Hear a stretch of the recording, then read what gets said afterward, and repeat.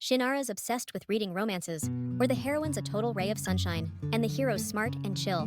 She's especially into stories where an exiled northern prince messes with the main characters, throwing obstacles in their way. The heroine in these novels always bravely crushes every challenge just to find her true love. But after finishing another one of these books, Shinara stares in confusion, brain scrambled. She's sure the author picked the wrong hero again. Sitting at her school desk, she daydreams with a smile. She's decided to write her own novel.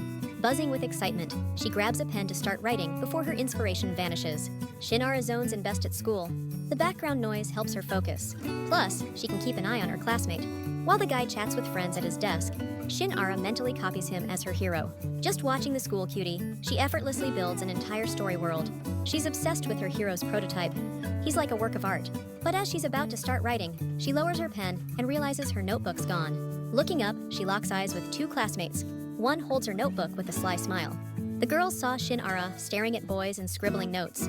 They're betting it's juicy stuff. Writer quickly denies the accusations, but the girls aren't backing down. They're determined to check her notebook themselves. The girls flip through the manuscript, find a novel inside, and immediately start mocking the title. Shinara panics, trying to stop them. But before she can react, a big guy's hand slams down on her notebook.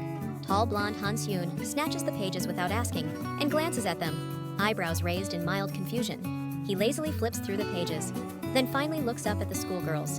Hansune's clearly annoyed the girls are picking on his classmate again, but they just shrug it off as curiosity. He turns to Shinara, dead serious. "You actually wrote this?" The length of her novel's title catches him off guard. He flips a few more pages, then smirks at her, suddenly getting it. Shinara's grateful, but she's still pissed he went through her manuscript without asking. He hands back the notebook, waving it off. "Didn't read the details, but I want something in return." The writer freezes, heart racing, waiting for his demand. He grins. "When you finish it, let me read the whole thing." One girl snorts. "Since when do you read novels, Han?" He smirks. "Just in case Shin becomes famous, and I need blackmail material." The girls press him. "Are you really friends with her?" He just winks. "That's a secret." All this time, Shinara's been sitting in silence at her desk, trying to wrap her head around what's going on. Even after all these years, your childhood friends still got your back, and she'll definitely show him the novel once she finishes it. Shin can't help but feel Hansune looks like he just stepped right out of a storybook. He's so friendly, always eager to help, and once even asked her for a textbook for a buddy in the next class. Shin's buzzing with excitement. Her childhood friend's the real-life inspiration for the hero in her story. She doesn't know if he's got a girlfriend, if anyone's ever confessed to him, or if she should come clean to Suna about her feelings. When he feels Shin's gaze, the guy glances at her, puzzled, then quickly looks away. He scratches his neck, heading for the door, convinced he just imagined her being smitten. The writer looks away, flustered. Confessing to her friend now feels like a terrible idea. Her eyes well up. What's the point of putting herself out there if he'll just say no? Shinara knows she's not a looker, and her grades aren't exactly stellar. She feels like there's nothing she's really good at. But after a moment's thought, it hits her.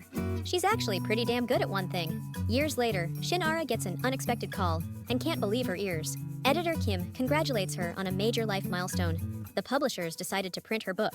The girl figured Shin wouldn't be caught off guard, since the whole team's obsessed with the novel's vibe. But when Kim brings up the next book, the writer freezes and stares at that blank screen on her laptop. Shin signed an exclusive deal with the publisher, but the new protagonist's concept just isn't clicking. She tells the editor, and the editor suddenly says, "Hey, why don't you try writing a bad boy lead this time?" Kim's got full faith in the writer's potential and tells her to really push herself with this new project. After wrapping up the conversation, Shinara starts brainstorming the new hero's design. Her first novel was kinda basic. She wrote it just to declare her feelings to her friend, the perfect guy in her eyes. That childhood memory pops back into her head again. Little Shin perched on the roof, a boy below promising to catch her if she jumped. Her eyes flicker with anxiety as her tiny hands shake from fear. The boy looked up at her like, "Wait, why are you up there?" Trying to figure out what she was doing, Shinara clenches her little fists hard. She'd scaled the roof just to join Hansune, who'd gotten there first. She takes a deep breath and leaps straight into his waiting arms. That story became her novel, shaping the hero in her friend's image, hoping he'd finally get how she felt. But every time Shin asks if he actually read it, he just stares back like he's got no idea what she's talking about. Turns out Shun completely forgot about asking for the book, claiming he's been way too busy after school to crack a book. Shinara sobs at the kitchen table, staring at her laptop screen. She slaved over this novel just so Sinyu would read it. Now it turns out he just blurted that out without thinking. Suddenly, a text alert pings from Kim. the editor, asking if she can expect a draft next week. Shinara just wants to run out of this publishing house the second she finishes her new book. Walking home from the store, she's stuck trying to figure out how to write a main character with such a terrible personality. Her first novel's main character was based on sinew, but now there's no one left to inspire this new story. Suddenly, Shinara hears a shout and peeks around the corner, curious. In the alley, a girl and a dark-haired guy are arguing loudly. The girl's hands tremble, her fingers clenching as he coldly admits they dated just to show off to his parents. Without warning, she slaps him across the face with everything she's got. Her eyes well up, and she walks away, regretting every kind thing she ever did for that jerk. Shinara didn't expect to witness a breakup. This wasn't her day for heartbreak. The writer's curious about the guy who'd be so cruel, but if he turns around, he'll spot her for sure. Just then, the stranger senses someone watching and turns around. The dude stares at Shin, who's awkwardly standing around the corner with a grocery bag in hand. The stranger asks why she's tailing him, and she scrambles to insist it's a total coincidence. Shin says she just wanted to check if there's violence happening and if she needs to call the cops. Up this close, she can finally make out the sharp lines of his face. Kim, the producer's advice, flashes through the writer's head. Suddenly, Shinara realizes this is the bad boy she's been searching for. Her eyes light up with excitement, disbelief flooding her brain. Standing right in front of her is the perfect face for her main character. Kim was talking about exactly this kind of guy, the blueprint for her new novel. Giddy and unwilling to miss the chance, Shin blurts out, "Can you help me?" Noticing his confusion, she apologizes for the random ask and explains she's writing a new story. When he asks about the genre and title, she nervously says it's a romance, but keeps the name under wraps. As his eyes shift to curiosity, Shin plows ahead with her idea. She says she had the character's vibe locked, but seeing him is how she'll nail the details. Shin shocks him by declaring how, flawlessly, he fits the prototype for the bad guy. Up close, the girl can honestly say the guy's got that edge that's totally hot. She likes it, but the guy's convinced she's just toying with him. The stranger shrugs off the attention, deadpan. Not in the mood to play hero. The very idea of some random psycho he's never met before, judging his vibe, grinds his gears. Shinara's getting bolder, staring longer, feeling the spark grow. She tightens her grip, eyes pleading. Please, just this once. Emotions running high, Shinara throws out a deal. Pay you after the job, up front. The stranger yanks his arm free, wordless. He closes the gap in one stride, cornering her against the wall. His tone softens, just a touch. Miss Writer. A smirk tugs at his lips. You really write all that romance stuff? Shinara's face erupts in color. He watches her reaction, then his expression twists cold. Now his eyes are ice, smirk gone. You're mixing fantasy with reality, he warns. Police are next if you don't stop. Shinara's stunned. He mutters, read more books, write your stories, not my life at midnight. Later, slumped at her laptop, Shinara stares at the blank screen, drained. She's always wondered what jerks are like, and now she's got first-hand experience. Shin replays tonight's events in her head, cranking up his words in her mind, how he called her talentless. But the guy's got her fired up, and she clenches her teeth, straightens up, and slams her hands on the keyboard. As she types, Shinara realizes something weird. Her new main character is a twin to the last one, and she can't believe her imagination's this stuck. Her phone rings, her editor, and Shin freezes. Today's the deadline, and she totally spaced on it. She takes a deep breath, grabs the phone, and in a shaky voice says she was in a car wreck, but just got a few scrapes. Kim wants to visit, but she fakes that doctors won't let her out for a whole month. Kim sighs, glances at the calendar. No choice. The draft'll just have to wait. Writer's health first. Kim's figuring out how to shift the schedule when someone steps up behind her. Director Ju Won-cha asks about the release timeline. She tells him one of the writers got into a sudden accident, so they've got to push the schedule back a month. She sees the director's frown and explains the writer's not hurt bad. Just needs to stay in the hospital for a month. Kim's sure the girl will jump back into work once she's out of the hospital. She's always stuck to deadlines before. Mr. Cha smirks. Seems absurd to stick someone in the hospital for a whole month over a few scrapes. After a short pause, he asks the editor for the writer's number. Ju-won wants to check if the girl's lying with his own eyes, and if she is, he'll make her work. Meanwhile, Shinara sits in her room, silently apologizing to the editor for the lie. But right now, she's too drained to write the next story. She stares at the pile of books in front of her, realizing the stranger from the alley was right. She needs to dig into the right kind of books for her new story. Shinara decides to start today and spend the next month locked in her house, buried in reading and work. But just as she resolves that, her phone buzzes. A message from Sonu, asking her to step out for a minute.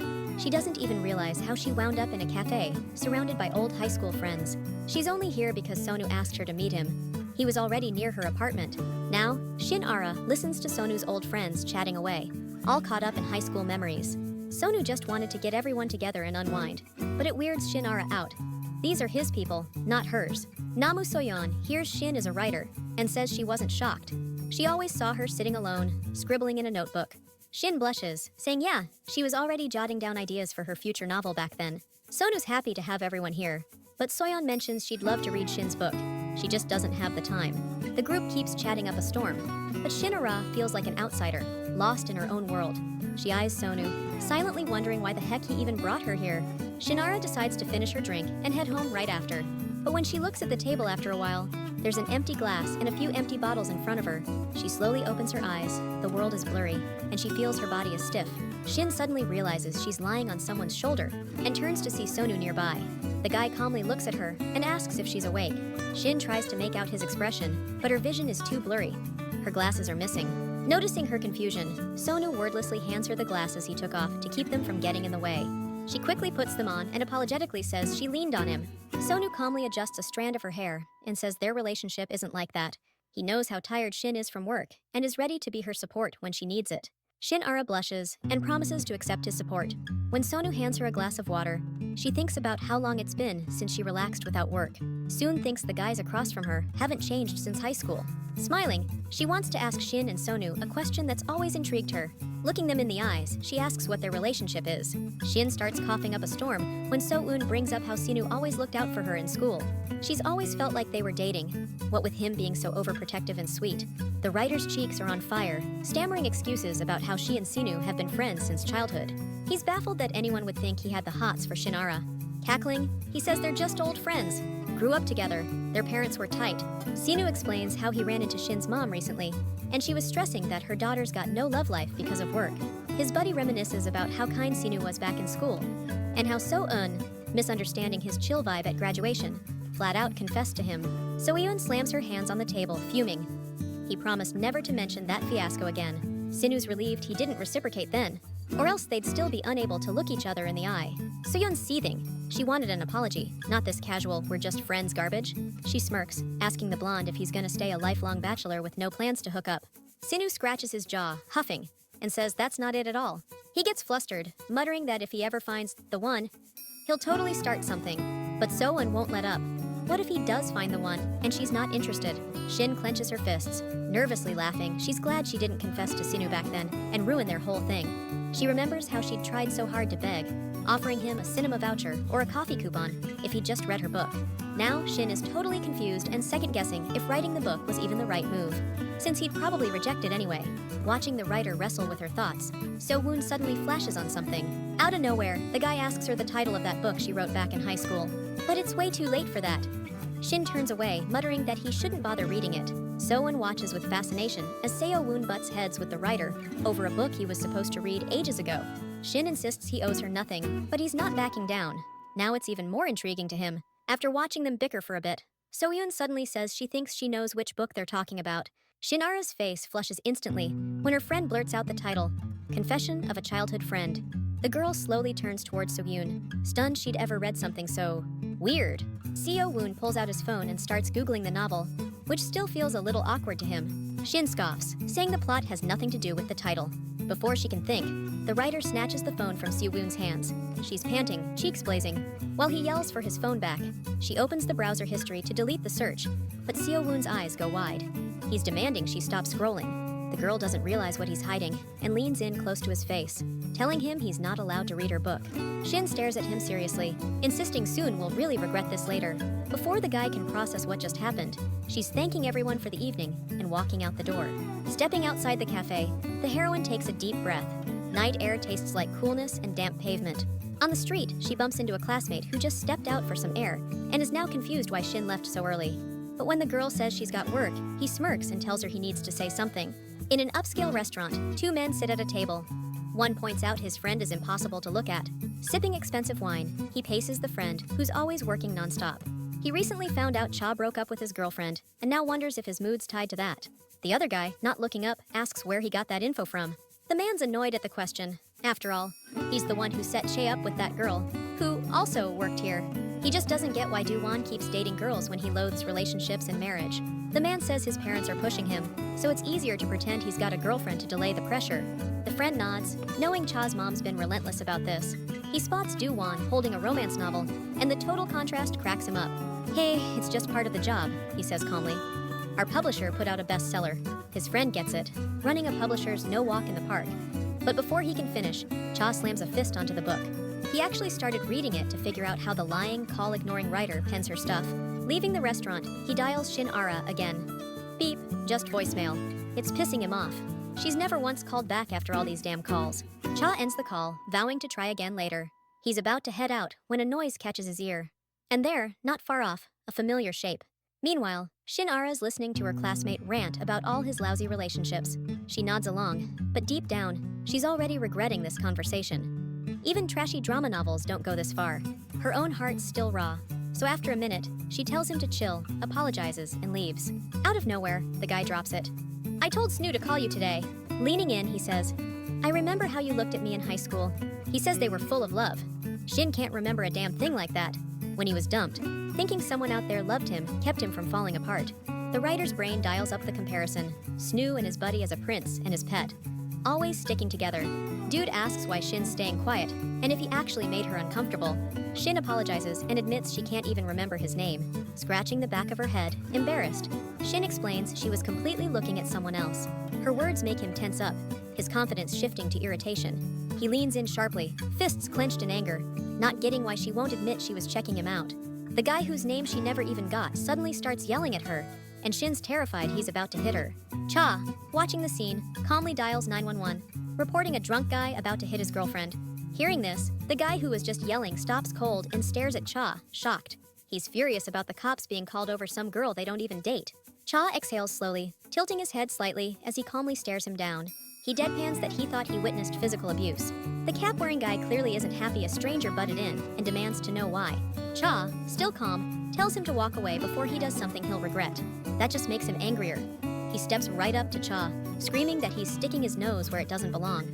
He goes for Cha's arm, but Cha just swats him off like a fly. A man in a fancy suit and designer watches gives the guy a stern look. Something deep down tells him this stranger isn't playing around, so he takes a step back. Only now does he notice the man's exhaustion. Dark circles under his eyes, his hair a mess from working too hard. The student can't take the tired adult stare anymore and spins around, bolting away. Cha watches him leave in silence, then looks over at the girl standing nearby. Shin realizes her mistake, thanks him for the help, and quickly clarifies she's not that guy's girlfriend. Her mood instantly lifts, and she even hands Cha a coupon as a thank you. The man stares at her, stunned she doesn't recognize him. Figuring they'll never cross paths again, Cha walks off and dials the author once more. But as he takes a few steps, her voice calls out from behind, begging him to wait. He furrows his brows and tries to walk away, insisting he doesn't need anything from her. But Shin catches up, grabbing his arm. The girl suddenly jabs a finger at the book under Juwon Cha's armpit. She blushes, assuming he's a die-hard fan of the novel. Cha's jaw drops even further when Shin suddenly offers to have him sign the book. Sun's friend storms into the cafe, irritated by what happened outside. When asked if he ran into Shin, the girl he wanted to invite today, he says they split quickly. Still, Sun is curious why his buddy pushed so hard for this meeting. The guy wanted it because he thought Shin was crushing on him, but he won't admit that out loud. His friends would rip him apart for sure. So he claims they didn't get to chat outside since Shin bumped into a friend and had to scram. Sun thinks this is fishy. How could Shin even have a boyfriend? Shin herself is confused how she ended up in a cafe with a guy she just wanted to thank for helping her in buying her book. Then he says he's stoked about the coincidence since he's been dying to meet the author of that killer book. But she wouldn't answer her calls. Then he grins. "My name's Juwon Cha. I'm the CEO of your publishing house." Flustered, Shin apologizes for the hospital lie and for ignoring his calls, thinking they were spam. When Cha reminded Shin of their last meeting, she barely recognized him. He'd looked totally different back then. Her memory's trash, honestly. She still can't remember the name of that classmate she hung out with tonight. When the director suggests they get down to business, it doesn't feel as hostile as their first alleyway run-in. Cha asks about the new manuscript, but Shin admits she's stuck and can't write it. The guy's losing it and starts yelling, convinced this girl's roasting him. Writer blushes and pleads for more time. From what she says, when she signed the contract, Editor Kim guaranteed a month off if needed. But Cha cuts in, pointing out this rule only kicks in for serious illness or extreme circumstances. Shin might not be sick, but she keeps repeating she can't write right now. When pressed for details, she asks for 2 months off. Juwon Cha's got no patience for this bull. Publications on a tight schedule, and the market window's closing fast. Now he's convinced the writer and editor Kim are getting too buddy-buddy. But the director eyes the girl across the table, seeing how easy she'd be to push around. He hatches a plan to pin the blame on editor Kim for leaking confidential info. He warns that her misconduct and spreading false info could get her disciplined. Shinara freezes up, voice shaky as she asks, "What kind of punishment are we talking?" Cha vows to take it out on Kim for holding up the project, then snaps the straw he's been fiddling with for drama. He ups the ante, threatening to fire Kim to push the writer into action. To save Kim, Shinara confesses there's a reason she can't write. She works up the courage and suddenly blames Ju Won-cha for everything. The man freezes in confusion, demanding an explanation. She reminds him how he told her to quit writing, and then she couldn't write a thing. Cha lets out a heavy sigh, wondering how he could say that to a writer. But then something clicks. Last time they met, the girl was saying weird stuff and mentioned wanting to write about a bad boy. Then he just waved it off and told her to stop talking nonsense and go read some books instead. Even though his advice wasn't bad, she took it the wrong way and quit writing. Cha stares intently at the writer, who apparently wasn't lying when she said she couldn't write without a model. The man grits his teeth in frustration because they have a tight schedule. But this girl is nothing but trouble. He gathers his thoughts and asks her to explain one thing. Placing his hand on the book, Cha reminds her of how, at their first meeting, Shin told him she could finish the novel if she had a prototype. Nervously stirring her drink, the girl says she's doing research and needs another month or two.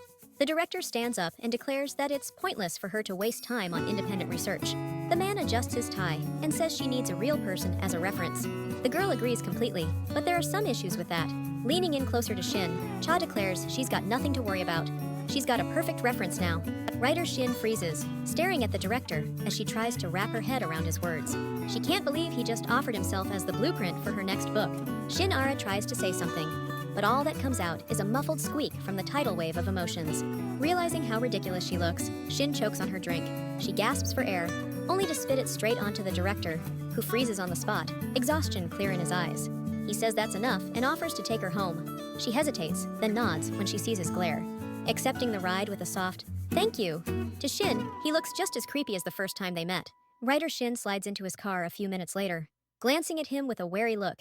She can't stop thinking about why he'd offer to be her prototype. Shin glances sideways at Cha, who's gripping his right forearm with his left hand. Something's off. Shin has no idea why he's sitting like that. Before she can ask, Cha suddenly leans in. Shinara blushes and scrambles to figure out what's going on. Maybe he's showing initiative, trying to act like a bad boy or something. But the girl thinks it's going too far, panics and jabs him in the chin. Even if Shinara needs inspiration for her book, she still thinks this is totally out of line. While Joe rubs his bruise, she yells that she's already got a crush on someone else. Turns out the director was just trying to buckle her in. And when she realizes it, she scrambles to apologize and slaps on the seatbelt. Shin feels awkward, turns away to stare out the window, and the ride continues in heavy silence. She's mentally kicking herself for blurting out her feelings. It was way too soon. Joe breaks the quiet, asking, "How the heck did you even write your first book?" Shin said she can't write without a prototype, and the hero from her last novel was a solid character. She answers with dry, vague words. And Joe gets it. She's not talking. But suddenly, it hits him. The hero's prototype was that same guy she just brought up. Shin jolts forward the second she hears it, slams a hand on his shoulder, and snaps, "How do you even know that?" Her sudden grab yanks the car sideways, and Joe screams, "Don't touch me while I'm driving!" Shin's heart's going nuts. Half scared, half thrilled, nothing exploded. Joe's annoyed she's been nothing but apologies since they met, but she still keeps messing up and needing to apologize. Shin awkwardly admits she's not trying to do this on purpose. She explains she wrote a novel using her crush as the main character. Shin added real events to the book, so the guy would get how she felt. She couldn't keep her emotions hidden, but was too scared to say it out loud. But it all turned out pointless, because that guy doesn't read novels like that. Now the writer knows her friend isn't a fan of romance stuff. Out of the blue, the director smiles and says he liked the book. Shin thinks he's just saying that for work stuff, but the director read the novel before they met today. It really grabbed him. The writer blushes when director says she managed to hook him into her creative universe. After arriving, the director unclicks his seatbelt.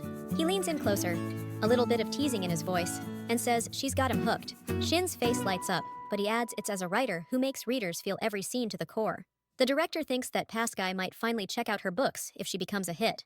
Most people don't pay attention to the author before grabbing a book. But if Shin really wants that to happen, her next novel's gotta blow up.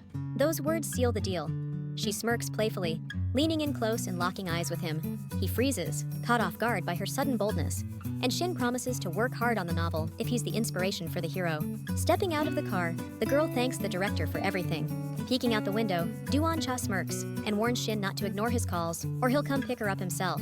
Now Shin realizes why the director insisted on driving her home. Suddenly, she hears someone call her name and turns to see Sinyu standing there. When Shin asks why he's here, Sinyu casually says he lives nearby. Still inside the car, Cha listens closely as Sinyu mentions their quick breakup with Jihu and watches Shin's reaction. Cha narrows his eyes, locking in on Sinyu, and asks the writer if he really thought he was the main character. He squints a little, dissecting the guy's blonde hair and features. Then Cha gives a subtle gesture to tell Shin he wants to say something in her ear. From his seat by the window, he leans toward the writer. Shin tilts closer, and Cha whispers, "This dude doesn't look like your book's hero at all." Sinyu stares in shock as Shin flushes red, pushes him off, and yells, "Just go already!" Before pulling away, Do-won tells Shin to answer his calls next time. On the drive home, the guy can't stop replaying that book in his head. He just saw the guy the author based her main character on. Taking a breath, the girl turns to Sun, not noticing the change in his expression, and asks about his friends.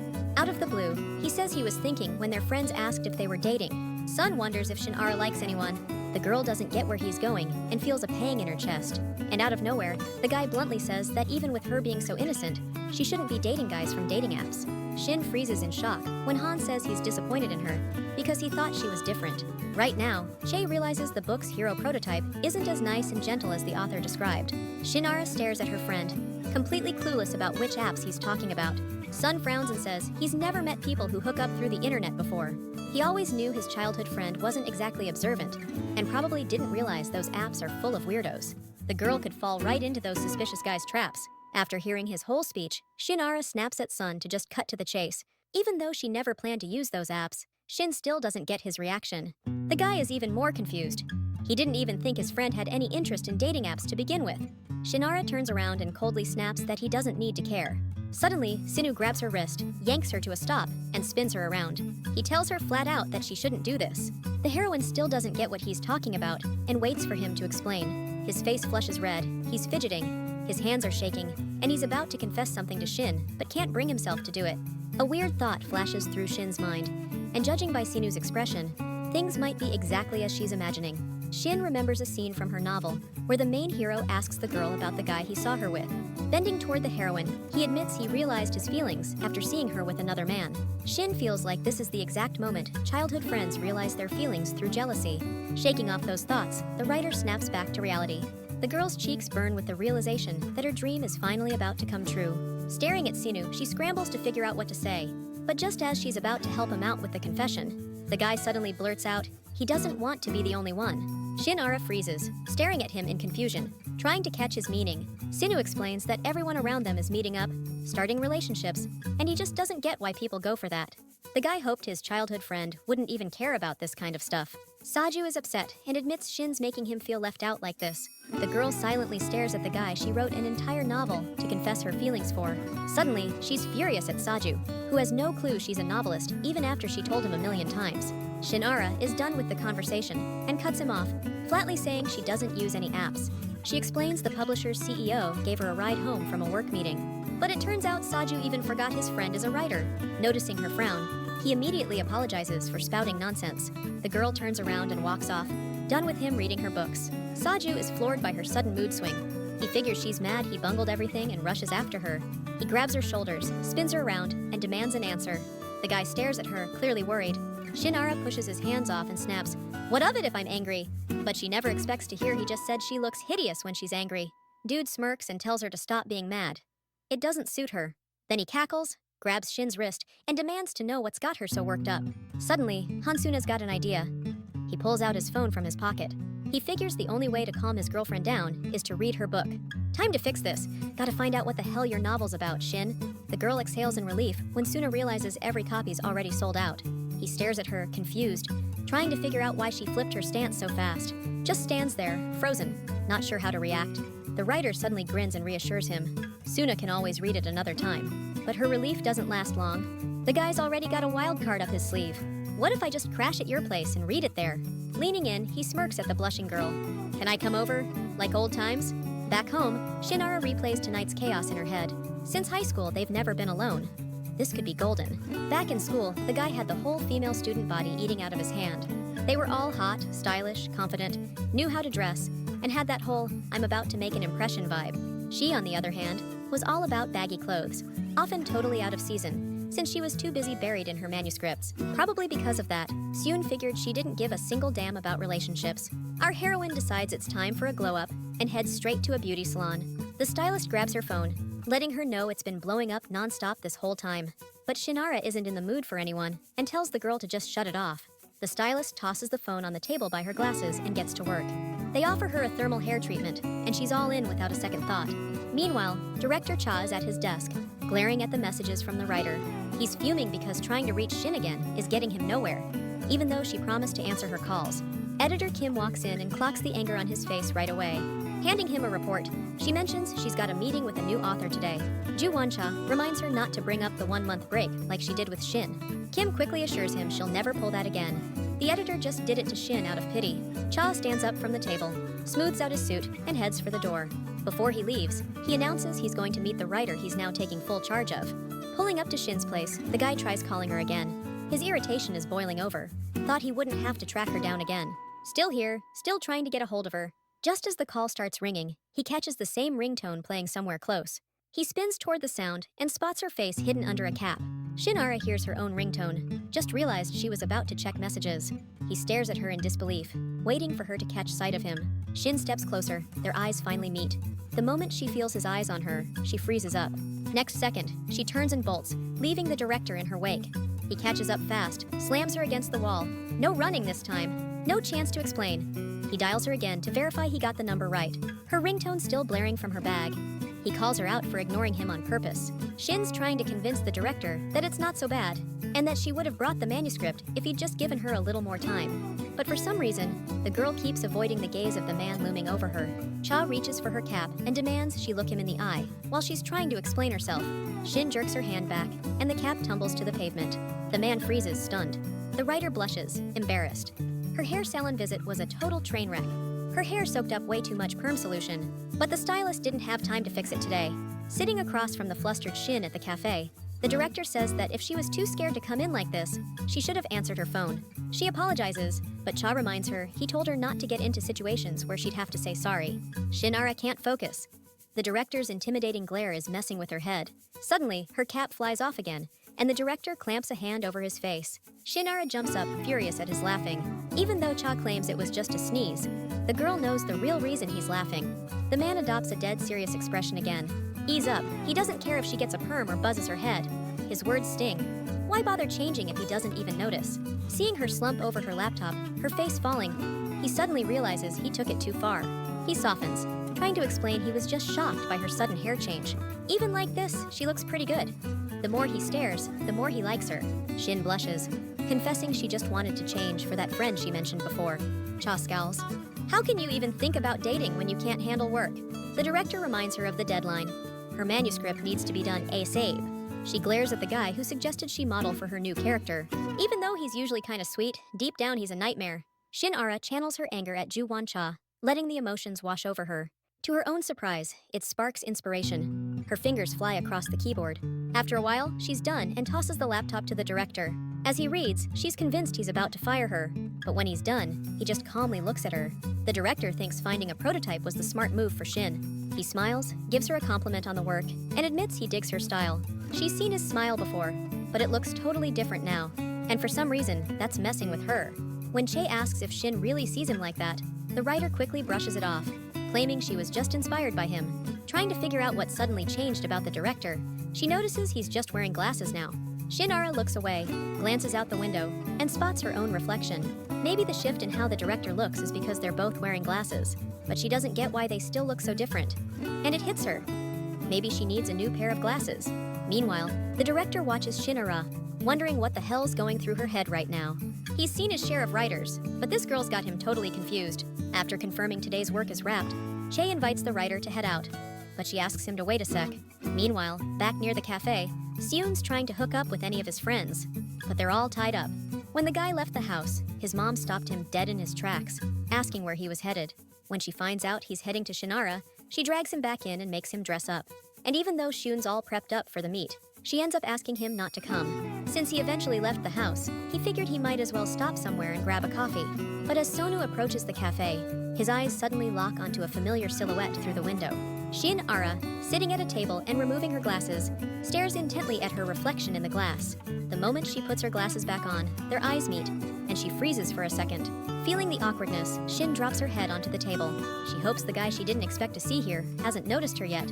She quickly gets up and asks the manager for permission to quickly use the restroom before leaving. But she doesn't get a chance to disappear, because Sonu has already walked into the cafe and is calling her now. The guy is annoyed that she canceled their meetup with a "got important stuff" excuse, while clearly hanging out with someone else here. Sonu demands an explanation, but Shin stands rooted in place, afraid to turn around. She tries to alter her voice, convincing him he must have mistaken her for someone else. She's trembling with anxiety, but still won't turn around. Hansune scratches his neck, awkwardly apologizes, saying he must have mistaken her for a friend of his. Since the girl stands perfectly still, he thinks she's not feeling well, and takes a few steps toward her. Shinara silently begs him not to get any closer, but all she says is that she's okay. Sunu notices the girl shivering and suggests heading to the nearby hospital. The guy offers to walk her to the dock if she's too scared to go alone. At that moment, Ju Wancha's voice cuts in from the side. He's been waiting impatiently for the girl. Sunu turns, giving the man a curious look. Cha sizes up the guy with a cold stare, clearly unsettled by their unexpected reunion. As the man strides toward the silently standing girl, Sunu tries to place where he's seen him before. The writer realizes the director's about to call her by name. Her whole body goes cold. She knows she can't let him do that, and she's about to stop him. The girl sharply calls out, "Stop!" And Cha freezes, confused as hell. Shin, terrified of being recognized, darts past Sunu and throws herself into the director's arms. The blonde's totally thrown by what's happening. Meanwhile, Cha's trying to figure out why the hell the writer just launched into a death grip hug. He tries to pry her off, but she's got his number locked up tight. Still clinging to the man, she tells Sunu, "No need to take me to the hospital, because I've got my boyfriend to take care of me." The heroine's terrified Jang will push her away, and if he does, her cap will fly off, and Han Sunwoo will see her terrible hairstyle. The director stares at the girl in confusion as she tries to shoo the guy who's been staring at them. Shin raises her head and begs the man to help her. He doesn't want Sunwoo seeing her like this. When he hears this, the director's seething with anger. But right then, he catches the voice of the guy standing nearby. Han Sunwoo says he was jealous, but he was just worried about her and wanted to take her to the hospital. Jang Wongjang glares silently at the guy, grinding his teeth in fury. As Shin hugs him, she feels a shiver run through his body. Tension cracks the air. He can feel the director's rage swelling by the second. Weighing the risks, Shin realizes the last thing she wants right now is for her friend to see her messed up hairstyle. She lifts her head. Jang's gone eerily quiet, and even Sunwoo notices it. The man grips her shoulders, whispering, "They'll settle this later, one way or another." His face twists instantly, and the director flashes a fake smile like he's hosting a damn gala. The writer watches in stunned silence as the drama unfolds right in front of her. He turns to Sunwoo, apologizing, claiming his weird outburst was just shock. Clasping the girl to his chest, he introduces her like she's his girlfriend. "Ju!" Wancha grabs her hand and apologizes for not realizing how bad she was feeling. The heroine stares at him in silence, silently praying this will all be over soon. The guy insists on driving her to the hospital. Shin, terrified at the thought of getting in his car again, says she can get home herself. Ju Wancha turns to Hansune and points out how visibly uncomfortable the girl is with his persistence. He knows the guy's just trying to help, but he's got his own to look after. Smirking, he tells him to start worrying about his own girlfriend when he ever gets one. He slips an arm around Shinara's waist and leads her out of the cafe. The heroine glances back, waves goodbye to Sion under her cap, hiding her face. Sion stares after them, stunned, thinking maybe he overdid it again. But suddenly, Sion freezes, wondering how that man knew he was single. The director mutters to Shin on the sidewalk that he hates meddling in other people's messes almost as much as missed deadlines. He tells her to handle her own problems from now on and stop dragging him into them. The heroine flushes, thanks Ju Wancha, and apologizes for the mess they're in. The director reminds her in a deadpan tone that she now owes him and demands her drafts by the deadline. Shinara asks if she can head home, and he gives her the okay. Right then, his phone rings with a call from his mom, and it instantly ruins his vibe. Shin doesn't get far before Cha finishes his call and yells after her. She's baffled when he demands she pay him back right now. She thought they were talking romance. The director explains Shin's a writer, and this job has nothing to do with that. Now, he says, she's coming with him. Soon they're in a salon, and a stylist is crafting a new look for Shin. Cha's shocked at how much better she suddenly looks, like she went from invisible to eye-catching overnight. The makeup artist gushes over how cute she is, even making the guy she thought was her boyfriend speechless. "I'm not your boyfriend," the director says, stepping close. "What do you think of this new look?" But Shin can't say anything, besides how weird she feels without her glasses. As they leave the salon, the stylist winks and wishes them a great date. Still clueless where they're going, Shin finally pipes up and asks. Eyes glued to his phone, Cha repeats, "We need to go somewhere." She's got zero idea what he's planning. Ju? Wancha steps closer, fingers brushing her hair, and says, "Going home in this look would be a shame." He wants to take a little more time admiring the dressed-up Shinara. The plan Ju Wancha decided to rope his new acquaintance into had been brewing for a few days, ever since he met up with a friend. His friend was tired of hearing his whining and suggested he just tell his mom straight up that he's not interested in relationships. In his friend's opinion, Ju Wancha really should start dating someone. The guy got annoyed that his friend wasn't even listening to him, but the friend kind of gets where his mom's coming from. Ju's always working overtime and looks like death, and the mom's stressing because her son's not dating anyone. Plus, Ju-won's not even interested in marriage, so the friend suggested making any potential marriage look bad. The mom should think the future bride would take not just her son, but all his money too. If that happens, she'll stop pushing marriage. He got the idea from one of those romantic novels, like the ones Ju Wancha reads. All they had to do was find someone who'd play along with the plan. In his friend's opinion, it's easier than finding someone who actually loves him. Even though the idea seemed dumb to Cha at first, it stuck in his head. There he is, sitting in a cafe, hugging Shinara, introducing her to his mom as his girlfriend. The woman stares at her son in shock. She never imagined he was dating anyone. She never pictured a girl like this by his side. Cha watches his mom's stunned expression and realizes the plan's actually working. He turns to Shinara, grabs her hand. He tells her she reminded a workaholic like him what real emotions feel like. Then Cha kisses her hand and declares he brought her here to show he's serious. So he asks her out, with marriage in mind. Her face breaks out in sweat, her cheeks flush red, but Cha-ju-won's mom immediately steps in. The woman gives her son a serious look and asks if they're moving too fast. Her words snap Shinara back to reality. She'd gotten a little carried away, forgetting none of this is real. Before entering the cafe, the director told her to act so his mom would think she's not right for him. She thought it was awkward to act that way around adults, but she owed Cha for helping her. Even though she didn't fully get what was going on, she promised to give it her best shot. Shinara didn't even have to open her mouth. The woman instantly decided this girl was wrong for her son. Shifting the topic, she asks Shinara what she does for a living. Shinara scratches her head and says she's a writer who works from home. The mother glares at her son and asks if this has anything to do with the past. This woman is furious he's picked someone from the company again. Do-won frowns and tells his mom to drop the past before everyone gets awkward. She nods but declares this writer isn't right for the family. Shinara tries to piece together their conversation and figure out what past they're talking about. Turns out, the woman just thinks writers don't aim for marriage. The busier a man is, the more he needs a caring wife. And in her opinion, Shinara isn't that type. She grabs her purse and suggests pretending she didn't hear a word. The heroine nervously tugs at the hem of her short dress. Even though Shin doesn't catch the full picture, she's furious the woman thinks writers can't handle real relationships. Sure, she's a bit clueless, but she's still trying to show her feelings for the guy she likes. Finally snapping, she asks the woman about to leave what's wrong with her. The woman stares in shock as the girl suddenly grabs ice from her glass and starts chewing it. When Shinara first started writing, she got a ton of hate, but the villain in her novel shone even brighter because of all that hate.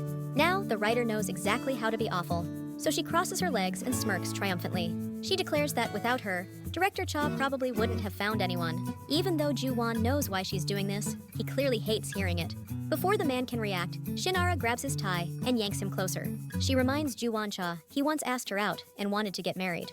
The woman sitting across from her is frozen in shock. The next second, Shinara accepts his proposal right in front of her.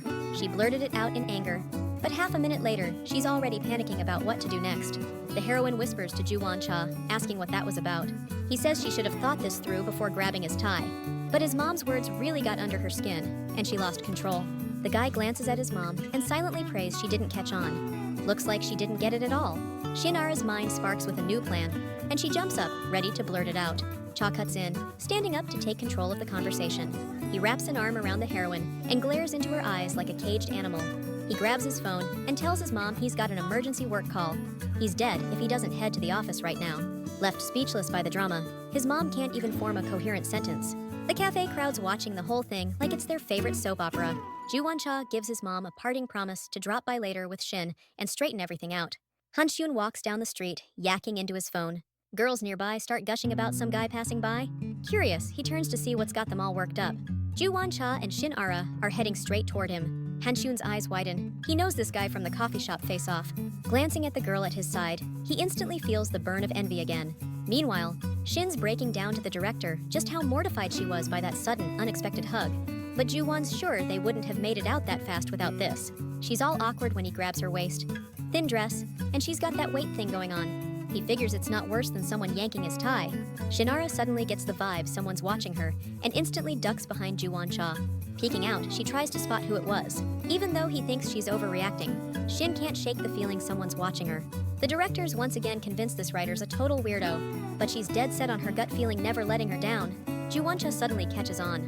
Now he realizes just how short and hot that dress they picked for this meeting really is. He yanks off his jacket and tosses it over her. He's sure if she covers up, no one will be staring. Ju-won-cha suddenly asks the heroine out for dinner. Cut to later. They're in a restaurant, and Shinara's chattering nonstop about random crap. The director stares at her, exhausted. He only asked her out of politeness, never expecting she'd actually say yes. The heroine picks a spot she's been dying to check out, but couldn't, because there's no tables for one. Listening to her nonstop chatter, the guy wonders if she's just bold or just naive. Shinara tucks her hair back to keep it out of the way while eating. Ju-won-cha laughs, remembering how her eyes lit up when she grabbed his tie.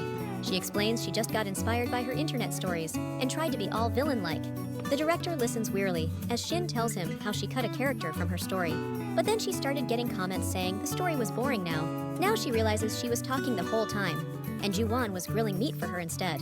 He smirks and tells Shinara to dig in and write whatever she wants, no matter the comments. If she gets annoyed by them, she can just tell him, and he'll keep feeding her barbecue. Her head's split. Part of her wants to melt at his words. The others all, it's just business. Shinara hides her face in her plate and silently chews. The hot grill has Ju-won sweating, so he unbuttons his top buttons. Now he looks so hot, she buries her face even deeper, trying not to stare. The draft's finally done, and Shinara sends it to the editor. She wanted to meet the deadline, so she ended up working all night. Collapsing on the bed, she realizes her under-eye circles now match the director's. But thanks to Ju-won-cha, she finished her draft. He looked so damn good by that grill. Turns out, hot people can be a major inspiration even when they're just cooking. She glances at the director's coat still hanging on the coat rack. She already dropped it off for dry cleaning, but hasn't had a chance to pick it up yet. Even though Ju-won-cha agreed to be the prototype for her novel, it still feels weird for her to call him first. Suddenly, an idea hits Shinara, and she grabs her phone. The next day, the heroine meets her editor at a cafe, who's super into her draft. Unlike the first book, this time you really feel like the main character while reading. Kim thinks the vibe in this one's totally different. Shinara's thrilled to hear that. She thanks the editor and starts to leave, until a colleague praises her new writing style. She half expects the writer to ask her out after this. Shin nearly chokes when Kim suddenly asks if that guy's the reason behind her writing shift. She's trying to convince the editor otherwise, saying she found a prototype with a similar vibe. The heroine blushes and admits she doesn't even have a boyfriend. Even though she's going on a date, her style changed for a completely different reason. When Shinara met Ju-won-cha and returned his jacket, he somehow kept putting it back on her. Glancing around, he admitted he feels awkward when she's not wearing it. The girl was confused, and the director frantically scrambled for the right words. Finally, he grabbed her shoulders and begged her to listen. Clenching his teeth, Ju-won-cha said he wanted her to understand him clearly.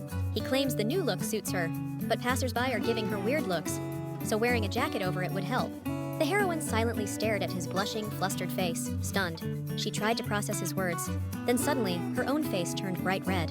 She'd seen something about oversized style on TV, and now realized Cha probably knows more about women's fashion than she does. The man was secretly relieved she missed the real reason for his flusteredness and invited her to dinner. After that, she searched online for something similar, but found nothing. So before returning the jacket to the director, the heroine decided to show it off to Hansune first. Kim admits all the changes she's gone through were thanks to her muse. Since this novel's turning out way better than the first one, the editor figures she should thank the girl's muse. Out of nowhere, the heroine mentions director Cha, and that sets Kim on edge. But the girl's got to suss out where he is without spilling the truth. So she pretends she wants to apologize to him. Kim hesitates, then replies, "Director Cha isn't in the office right now. Probably got an important meeting or something." And that's when the heroine's shocked to learn Ju-won-cha hasn't been to work in ages. After the editor meeting, Shinara makes her way to the university. Hansi-woo's a student there, and she's hoping to run into him. But when she scans the place, all she sees are these hipster types everywhere. The girl's baffled. How the hell did the world change so much? She remembered her university being totally different. Guess Shin was so buried in her writing, she didn't even notice. But director Cha told her this whole aesthetic totally suits her. That gives the heroine confidence. Hansei will vibe the same way. Passing students glance at the girl bowing to someone only she can see, clearly baffled. Kim told the writer the director's been pale lately and even working from home. Now Shinara is wondering if this happened because of that meeting she messed up. Just then, Hansune strides toward the girl. Ju Woncha slouches at home, staring wearily at his laptop screen. A sudden chill runs down his spine, and he spins around sharply. Maybe it's just because he's really worn out. Ju Woncha decides to take a break and heads to the fridge. He grabs a beer and takes a refreshing sip. He flops onto the couch, thinking how exhausted he is, even though he'd wanted to relax at home and forget about work. Since that day, his mom's been stopping by the office every single day. That's why Ju-won finally gave in and moved the operation to his house.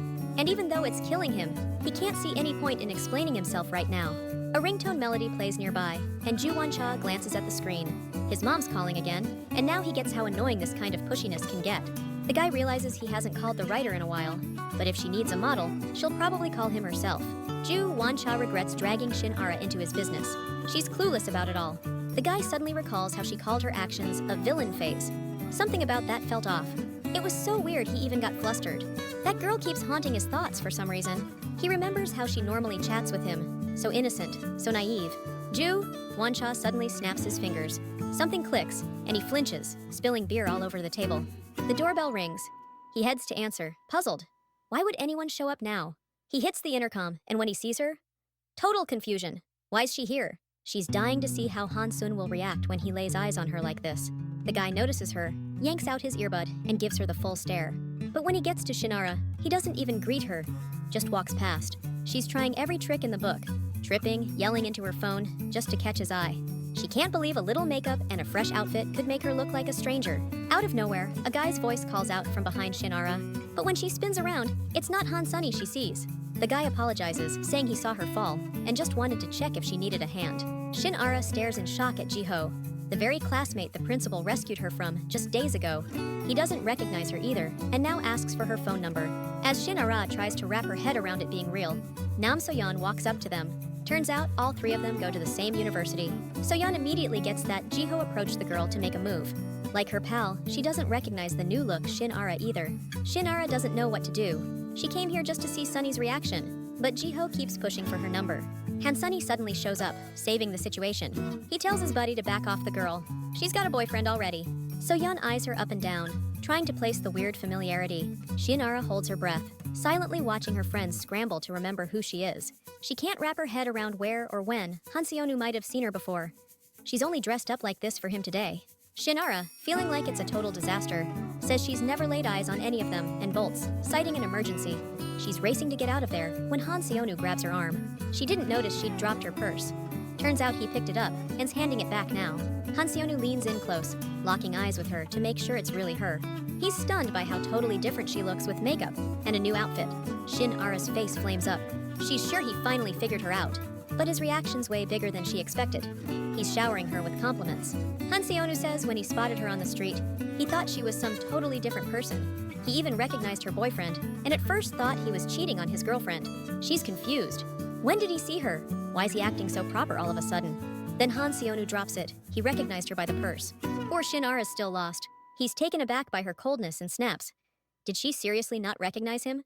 He stares her down, reminding her they first met in that cafe, where she was all over her boyfriend. A while later, Shinara sits at the bus stop, replaying what just happened in her head. She's thinking she shouldn't have gone to the university.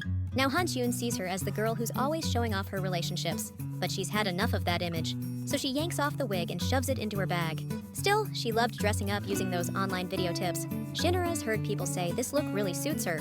Maybe she should have told Shun it was her. He seemed to like how she looked, but she's not about to spill everything to her friend without checking in with Ju-won-cha first. She's still scared of him. For a while, she wrestles with doubts, then finally decides to ask the director for the okay. So Shinara calls up editor Kim to ask about that prototype she mentioned. Ju-won-cha stands in the stairwell with the new neighbor from the apartment across the hall. The girl just got divorced and moved in. No friends yet. She's trying to befriend him since they're both in similar situations. He gives her a cold, stern look, totally confused about what the hell they have in common. She peeks over his shoulder and asks if he lives alone. He apologizes and tries to send her packing, but she's got her head set on the idea that he needs some TLC. She offers to have dinner with the guy if he hasn't eaten yet. Confused why people like this always surround him, Ju-won-cha politely declines. The elevator dings open right next to him. Shinara sprints out, winded, still in her baggy clothes and glasses. The heroine stares at the woman standing with the director, clearly shocked. Ju Won-cha whirls on the neighbor and snaps, "I don't need any friends." He grabs Shinara's shoulders, shoves her into the apartment, and mutters, "My girlfriend gets jealous." As they get inside, he slams the door shut, finally free from the awkwardness. He's about to explain to the heroine what he just told the neighbor, but Shin cuts him off. She's actually jealous herself. Ju Won-cha scrambles to figure out where to start, then suddenly snaps his fingers in realization. The heroine glares at him, pointing out they're only faking their relationship. She adds, "It's not like we're actually dating. Would have been weird as hell." Ju Won-cha still decides to explain what went down in the stairwell. Even though he has no idea why Shin came over, he's stoked she bailed him out again. About their fake dating, he tells the writer, "Don't sweat it. If she really starts thinking they're dating, he'll stop being her prototype." Shinara's expression gives zero clues about what she's thinking, so Ju starts doubting if he hurt her feelings. But the writer acts like she didn't hear him. Her sudden inspiration has taken over.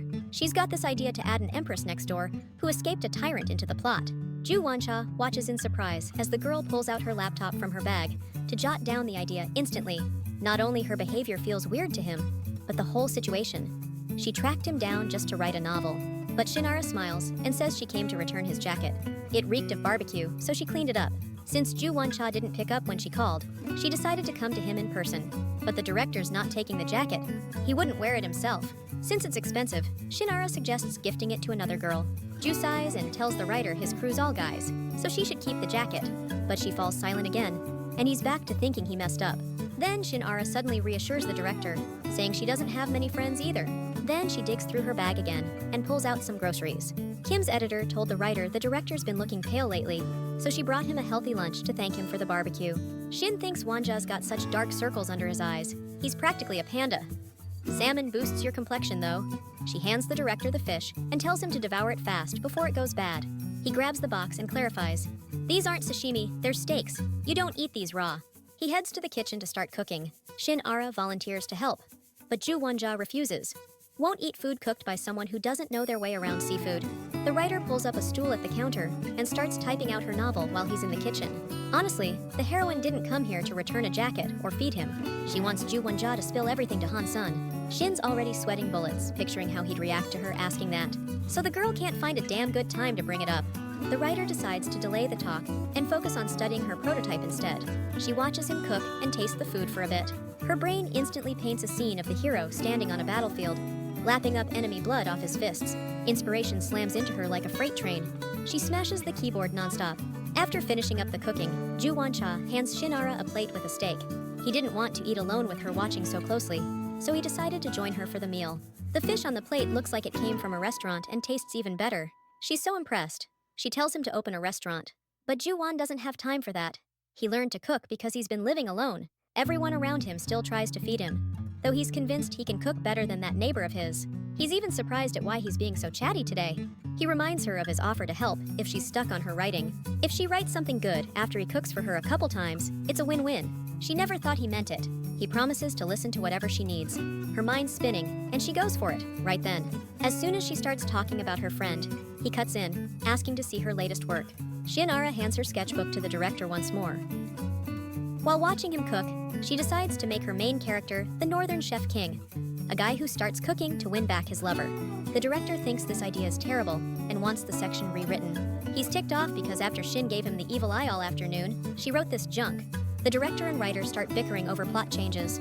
She lunges for the laptop, but it slips from her hands and crashes to the floor. Shinara darts toward the laptop while Ju Won-cha shifts nervously, already apologizing. He's sure modern electronics are tough. Stuff doesn't just break like this. But Shin argues this laptop's ancient. If it's trashed, there's no way we'll find replacement parts. He grabs the laptop from her, gives it a quick once-over. Everything looks fine, but she insists the director broke it. The screen's all wobbly now. Even though Ju Won-cha doesn't see any damage, he decides to handle the repairs. He's about to grab his phone to call a repair shop, but Shinara stops him. Instead, she wants a favor. She admits the real reason she came today was this exact thing. She takes a deep breath and blurts out a request to meet her friend and explain everything. The next day, Ju Won-cha reschedules meetings and skips lunch to make it to the repair shop. But he's still not even 100th in line, and he's stuck waiting at least an hour. The guy needs to let his friend Shinara know he's running late, since he's got a meeting with him from here. Yesterday, the girl told the director how Hansune saw her all dressed up and dolled up and didn't recognize her. Ju Wancha realized he'd put her in an awkward spot and agreed to lay it all out. But he instantly started scrambling for excuses to avoid it, not getting why he had to explain anything if Shinara would never dress like that again. The guy begrudgingly apologized to the girl for dragging her along in a way that felt weird to her and promised it wouldn't happen again. But Shin dropped a bomb. He admitted she actually liked it. The makeup and hairstyle let her see a side of herself she'd never seen before. Someone even paid for her first barbecue meal ever. And to top it off, for the first time in her life, someone actually asked for her phone number. Shinara told the director it was him who made her feel all that, and she liked it. So when he said it'd never happen again, she felt a weird pang of sadness. The girl blushed a little when she told the director that out loud. Snapping back to reality, she unzipped her bag to hand him the jacket he'd said she'd never wear again either. Ju Wancha crouched down beside the girl on the floor, locked eyes with her, and begged for forgiveness. He apologized for pulling her into his mess and creating a mess between Shinara and her friend. After that, the guy asked her to tell him what she wanted but couldn't do on her own. He promised to help and said this time she wouldn't feel like he was pushing her. Ju Wancha was something the author really wanted to try, something new. But Shinara twisted his words again, thinking he thought she was a lousy writer. She knew, deep down, that it's tough to write something good when you're stuck in the same room 24/7. So here's Ju now, stuck at a service center, waiting her turn and dreading the next meeting. Texts say the laptop's fine, but it's ancient. Swap the motherboard before she loses everything. Shinara gets a text from the director. Hour delay. She heads to a cafe near Hansune University, hoping to catch him at lunch. Her mind races with how he'll react to the truth she's about to drop. 1 second, she's picturing Hansune looking shocked. Next, he's furious, spitting out how he's disappointed she lied. Bottom line, she can't picture a good ending to this chat. At some point, she's thinking, forget it, just leave it all in the past. And just then, there's Hansune strolling right past her table. It's lunchtime, the cafe's packed, and as he scans the crowd, his eyes lock onto a girl sitting alone. He approaches just as Shin pushes away from the table, determined to end it all. Saru's thrilled to run into the enigmatic stranger again and asks if he can join her at the table. Totally flustered, she sinks back into her seat across from the guy who still hasn't recognized her as his bestie. Saru's tray's loaded with desserts. He says it's because he's super stressed about graduation and needs the sugar rush. One sentence drops a bombshell about her friend she never knew after all these years. Shin thinks his dessert obsession is adorable and suddenly can't help but wonder, what's his type? She's dying to ask a million questions, but two sides of her brain are at war over whether to. One side bets confessing the truth will melt Saru's heart and make her a keeper. The other warns she's lost her grip on reality. She locks eyes with him, convincing herself this is the last time he'll see her this way. So why not say it all? Deciding to break the ice, she asks Saru to recommend a dessert. He fires back, "You gonna try it with your boyfriend?" And in that instant, Shin realizes. Through Saru's eyes, she's someone else's girl. She eyes her empty plate, then admits, "We don't really spend much time together." He reads between the lines. Fight? That's why she's here alone. Meanwhile, Hansune's friends just can't track him down for lunch. Nam Soyeon is so annoyed she doesn't even watch where she's going and accidentally slams into some guy's back. The guy, obviously rushing somewhere, stops dead in his tracks. She apologizes, but he acts like he doesn't hear her, scanning the area. Soyeon stares at him, wondering if she needs to broaden her guy standards. She asks Ji-hoo how old he thinks the stranger is, but he says nothing, just staring at the guy like he just saw a ghost. Then he suddenly spins to face Soyeon, grabs her shoulders, and warns her not to get involved with someone who's already got a girlfriend. Someone she actually knows. Sweaty and disheveled, Ju Wancha finally arrives at the cafe, where he and Shinara agreed to meet. He checks his messages, and only just realizes she actually messaged him. He's so late lunch is over, and the place is almost empty. He scans the tables with a quick glance. And there, he spots Shin, chatting casually with a guy. Right then, the heroine is trying to explain to Hansune why she doesn't see her boyfriend too often. But he suddenly cuts her off, saying he thinks she and her boyfriend are total opposites. Shin's losing her patience. This conversation went completely off track, so she insists they didn't fight. She was just asking about dessert. An awkward silence hangs between them before Hansune apologizes. Head still down, she finishes her coffee. Shun suddenly pulls out a slice of his favorite cake from the takeout box he always brings here and holds it out to her. He stammers, asking her to take it as an apology for going too far about her boyfriend. Shin isn't sure if it's kindness or just stubbornness, but she grabs the fork anyway. The cake's way too sweet, and she's already finished her coffee. Shun offers her a sip from his cup. Shin hesitates, but doesn't want to make it worse. She nods and takes the cup. He says he loves how bitter coffee pairs with sweet desserts, and she's totally into it too. Across the cafe, Ju Won-cha watches the whole thing. He's seething. He skipped lunch and ditched work to be here. Shin begged him to talk to her friend. But then at the last second, she sent those cryptic texts. She apologized, offered to cancel if he was busy, then said she'd just swing by the office for her laptop. Watching from the sidelines, he figures they're getting along. Probably got everything straightened out. Ju Woncha wonders if jumping in now would just ruin the moment. Even though he promised yesterday he'd handle everything himself, now he's not sure why he even came here. The guy nervously grips the water bottle in his hand. Meanwhile, Hansune asks the girl if she thinks it's weird when someone eats that much sugar. Shinara wants to tell him she thinks it's adorable, but out loud, she just tells the guy to watch his diabetes. The heroine catches herself thinking that, for some reason, chatting with Sinyu feels way easier now, like they just met. She's really sad they won't get to talk like this again. Hansune grabs the fork from her hand and takes a bite of cake. Shinara silently watches him, surprised. The guy catches himself, apologizes, and says he thought they'd changed the recipe since she was eating it so hungrily. Figuring there's no better time, she asks the question that's been gnawing at her. The heroine jumps up, asking the guy what else he likes besides desserts, but doesn't get to finish. She suddenly gets this weird chill running down her spine. Shin instantly knows it's Director Cha's death glare from the table next to them. Hansine offers to exchange numbers, but she's not even paying attention. She feels this insane wave of anger coming off Ju Woncha and tries to figure out why he even showed up. Only now does Shinara notice the director's messages, where he explained he saw her messages too late and offered to drop by his desk to hand over the laptop. The heroine jumps up from the table like she's been scalded, thanks son for the dessert, and says she's got to jet. Before he can blink, the girl's already bolting off somewhere. Hansune figures he was probably too damn pushy asking for her number on their first meetup. Shinara doesn't get why the director, if he's so busy, didn't just leave the laptop and be done with it. Distracted by these thoughts, she doesn't see the guy in her path and slams right into him. Like a storm cloud, he looms over her, glaring down with that towering height of his. Before Shin can process what's happening, she's pinned against the wall by his iron grip. When he leans in close, his face suddenly looks terrifyingly intense. The heroine scrambles to apologize, spilling out excuses faster than a broken faucet. Now Ju Woncha realizes how seriously intimidating he must look to her. Shinara thinks he's mad at her for bugging him with nonsense and making him wait. But the director suddenly cuts in, saying that's nothing. Like what's going on? She stops mid-ramble, breathless, waiting to hear the real reason he's ticking. Ju Woncha suddenly realizes he doesn't even know what he was about to say, or if it was really anger at all.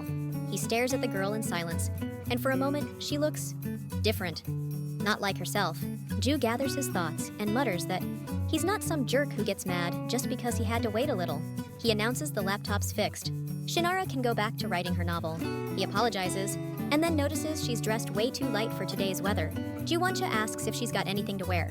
Then, out of nowhere, he says her makeup and outfit don't even match. Shinara explodes. I dressed up in a rush, but at least I didn't show up late like some people.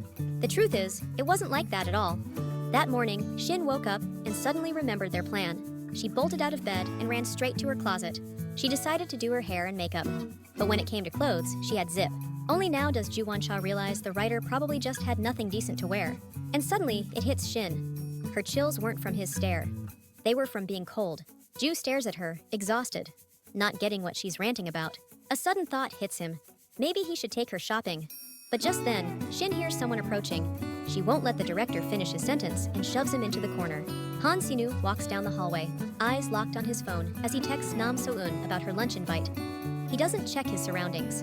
He's so full of sugary snacks he's not hungry anymore. Even if he went to a cafe now, it'd only be with that girl. He suddenly remembers her asking about his type and wonders why she's even curious about it if she has a boyfriend. Meanwhile, Shinara pushes director Ju Woncha into a corner. She demands the director wait there for a secchi so Hansine won't spot them. As the director tries to ask what the hell is going on, Shinara's foot catches. She stumbles, crashes into Ju Woncha. He grabs her and holds her close. The girl mutters, "Real life isn't like those cheesy novels. She always thought hugs like this would make your heart race. But I don't feel a thing." Shinara realizes how bizarre that sounded and immediately backtracks. Flustered, she waves him off. Just, stand here with me for a minute. Ju. Woncha suddenly clamps his hand on her forearm without saying a word. Hansine thought he heard something. He stops mid-step, turns and stares down the hallway. The phone rings, cutting through the tension. He yanks it to his ear. He finalizes plans to meet whoever's calling over the weekend. She overhears snippets of conversation and starts wondering who Hansine could have a date with. Even though the guy's already left the cafe, the director is still holding the writer in his arms. She's flustered, wondering why he hugged her when she could have just hidden nearby. Through the thin fabric of his shirt, she feels how warm director Ju Woncha's hands are. Finally, the heroine breaks the silence, admitting his hug caught her off guard. The guy explains he did it because she said she felt nothing from his touch, and he apologizes. Shinara pulls away, claiming she's too warm. She admits she wanted to dress up for Sinu, but didn't have the right outfit, so she wore whatever she grabbed. She tells how she was about to leave the cafe when he walked up to her table again, even though he didn't recognize her. Shin emphasizes that thanks to the director, Sinu didn't catch them together. Even though the heroine's happy about it, director Ju Wanja's expression says nothing of the sort. He's giving her that stern look again. The guy suddenly gets why he got so mad at the writer back then. He decides to tell Shin and admits he hates anything to do with love and marriage. He hates getting dragged into other people's love dramas. But still, director Ju Wanja can't bring himself to say it out loud. He tosses the laptop to the girl and growls he was angry about this. Shinara catches that he was about to say something else, but just randomly switched topics. But the director keeps pushing, saying he's even more pissed now because she's clueless. Her laptop's ancient, and she kept working on it like it wasn't going to crash and lose everything. Ju Won-cha says it's not just the work, it's the fans who'll get upset if they don't get her new novel. He sees Shin's baffled look and realizes he went a bit too hard on her, but Shin suddenly asks the director how much it cost to fix the laptop. Ju Won-cha's confused. Did she really think he'd make her pay for the laptop repair? The idea that she thinks he's some money-hungry prick is ticking him off. It's not about the money, damn it. He grinds his teeth and mutters the repair cost him $500. But Ju Won-cha decided to handle it himself, so he tells her not to pay him back. He slaps the cursed laptop into her hands, telling her to stop thinking about it and write a book that's worth at least the same. He steps back from Shin, exhales sharply, and says her thanks is to do her job right. Plus, Ju points out that even though he's the prototype for her novel, she's been eyeing other stuff. So the director figures there's no reason to stick around anymore. She can write the rest on her own. Sion Ara writes about how the hero tugs the heroine close with his strong arms and gives her a tight hug. She lifts her face to him, and in that moment, their eyes meet. The girl's hand on his chest hesitates, then keeps moving. Sion writes how the heroine admits she felt something weird at that moment. The girl already regrets describing that scene because she keeps rewriting it over and over. But it still comes out weird. The writer even discussed this passage with her editor, and the editor said it's fine. But Sion still doesn't like something about it, and now she's starting to realize why. Her focus has shifted. At first, Ju Won-cha said he'd help the writer and tag along wherever she needed if she couldn't do it alone. Now he suddenly tells her to handle things on her own. Sion's sure he's just mad about something and tries to figure out what she did wrong. Replaying their whole conversation in her head, the girl tries to figure out what's going on. But nothing concrete comes to mind. The only thing she can explain the director's words with is his being busy. He can't be trailing after her everywhere all the time. Convinced she can handle it just fine without his help, Sion fires up her laptop again. After all, when she first started writing, she did it all on her own. So right now, Shin is trying to get a grip and figure out how to describe those hugs as vividly as possible. She remembers saying the heart only starts racing in novels. And suddenly, she wonders if she's never actually felt anything like that in real life. A wild thought hits her. What if she just hugged herself? Knowing it might feel a bit different, she still goes for it. But when she wraps her arms around herself, all she feels is shame for being such a fool. Suddenly, she's back in that moment when Ju Won-cha loomed over her in that corner. She remembers how her heart really pounded under his intense stare. Right then, Hansune's voice cuts in, and his hand slams onto the mousepad. Leaning over her shoulder, he asks, "Why are you always home? Got a creative block or something?" Shinara says she can't figure out some feelings, and right then, her chair rolls back, nearly sending her toppling. She thanks Sinu for catching her, and then freezes. His hand slides up her stomach, stopping just below her chest. Flustered he might have seen her stomach, she yanks her shirt down. Sinu's touch shocks her. Her heart suddenly hammering like crazy. Shin goes back to work. She's been dying over something so obvious, and honestly, just gets a little worked up by someone else's touch. Hansune has no idea what just hit him, or why she's suddenly hammering away at her keyboard like it owes her money. Shin tells him to chill for a sec, while she tries to get her thoughts together. Sonu's bored out of his mind and can't figure out why he's supposed to wait for something. She spins around, and for the first time, actually asks why he even came over. He reminds her she canceled their last meetup, so he came by to grab the book today. Shin says she doesn't have any copies right now, but Sonu plops down on the floor anyway, determined to wait for her mom to cook him lunch. Fast food's getting old, but his presence is messing with her focus. She can't wrap her head around work at all. Sonu's not new to this. Her mom's fed him lunch here plenty of times, but for some reason, he's stuck in her room. When she glances at him, she catches how bored he's getting. She's got a bad feeling he'll bail if this drags on, and honestly, she didn't want that. He's been MIA for ages. Sonu's about to stand up and ghost, but Shin snaps, "Hold on a second." She bolts to the fridge like a caffeinated squirrel and grabs a bunch of pastries. Before he can process what's happening, she's back in his face with a full plate of desserts. She catches the satisfied smirk he's trying to hide. Sweet tooth or not, he's not getting out of here without a snack. Remembering their cafe chat, Shin says shyly she loves desserts. She adds, seizing the moment, "It's weird going to a cafe alone." But just as Shin's about to ask Sue to join her at the cafe, his phone dings. Texting pulls him away. She waits patiently for him to finish texting, secretly glad he interrupted her. Sue's too shy to say yes, so she's got to get creative without being pushy. Once he puts the phone down, Shin says she needs to buy a gift for a friend. Sue's got a ton of friends. He could help her pick it out. Then maybe grab coffee together. Publishing houses, like any office, have different departments. But the editor-in-chief's job covers every department like a one-man band. He's handling everything: planning, editing, publishing, you name it. Deadlines are tight, and the manuscripts demand more work than you'd think. Ju Won-cha walks past the lounge and overhears co-workers chatting about weekend plans. Some heading to an art show, others to a cosplay meetup.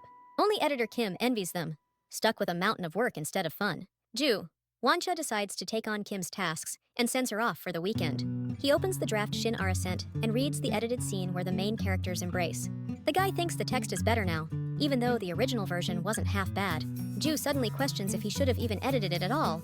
Then the director realizes this is the exact passage he ordered the writer to revise when he was mad at her. Now he gets that he shouldn't have taken out his anger on her writing. Because of it, the project got delayed. And now he's stuck working weekends. Looking back now, he realizes he acted like a total kid, risking his job. Ju Won-cha suddenly recalls how she said she started her first novel to confess her feelings to a friend. But he quickly pushes those thoughts aside, trying to focus and get back to work. But he just can't get his head back in the game. So he grabs a quick lunch break, then plans to dive back into work. Shinara stands outside, fidgeting with nerves about her upcoming meeting. She even put on new clothes. Today might be the turning point in her long-shot crush. She asks Sue, still job hunting, to pick out a tie with her, then give it to him as a gift. After shopping, she plans to take him to his favorite cafe. The heroine figures this'll finally get his attention. She knows a little more about him now. She rushes to fix her hair in the reflection of the nearby store window. Right then, she hears Shun's voice behind her and freezes when she turns around in shock. 5 minutes later, the store consultant warmly greets the customers, raving about the adorable couple. Hanshun's confused, but Nam Soyeon's beaming as the salesperson heaps on the compliments. The guy scrambles to tell the consultant they're not a couple while helping Shin pick out a gift. When Seun asked her to lunch, Nam never imagined they'd have company or end up walking all over town. She's wearing heels now and griping about her aching feet. Shun's thinking the more people, the better the gift they can find. He suggests grabbing dessert after lunch too. Soyeon's all in and suggests Shinara treat them to dessert as thanks. Meanwhile, the heroine's counting down the minutes to give Seun his present. Her friends are badgering her. Who's the tie for? Shin blurts out the first thing that comes to mind. Her dad. But Soyeon's not buying it. She's sure it's for someone younger. Out of nowhere, she smirks and guesses Shin bought a gift for her office boyfriend. Feeling the questioning looks, the girl explains she heard that from Ji-hoo. From what he said, when the four of them went to grab drinks, Shin suddenly left because her boyfriend showed up. So-yoon tells Sun she only caught a quick glance, but he seemed really mature and intimidating to her.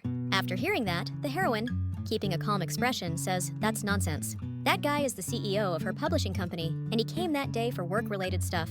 Suddenly, Shin lights up and claims that even though he looks intimidating, he's actually really nice. And even though she was scared of him at first, she later got to know his personality. While saying all this, the heroine doesn't notice that Ju Won-cha himself is sitting at a table by the window. He came here to have lunch, but it just so happened he became an accidental witness to strangers talking about him. The man feels a mix of emotions, from embarrassment to anger at how Shin tells her friends about his niceness. Now even a bite won't go down for Ju, despite being super hungry. Sure, the writer's warm words touch him, but for some reason, it's awkward to hear them, and he considers heading back to the office. Embarrassed by her friend's reaction, So-yoon decides to change the subject and suggests going somewhere to eat. Sun, who's hearing Shin talk this much for the first time, isn't against leaving quickly either. The heroine whispers to herself, just barely audible, how saying it out loud made her feel way better. So-yeon's in a hurry, pushing her friends to leave. But Shin suddenly pipes up, not hungry yet. Thanks the gang for helping her pick out the tie.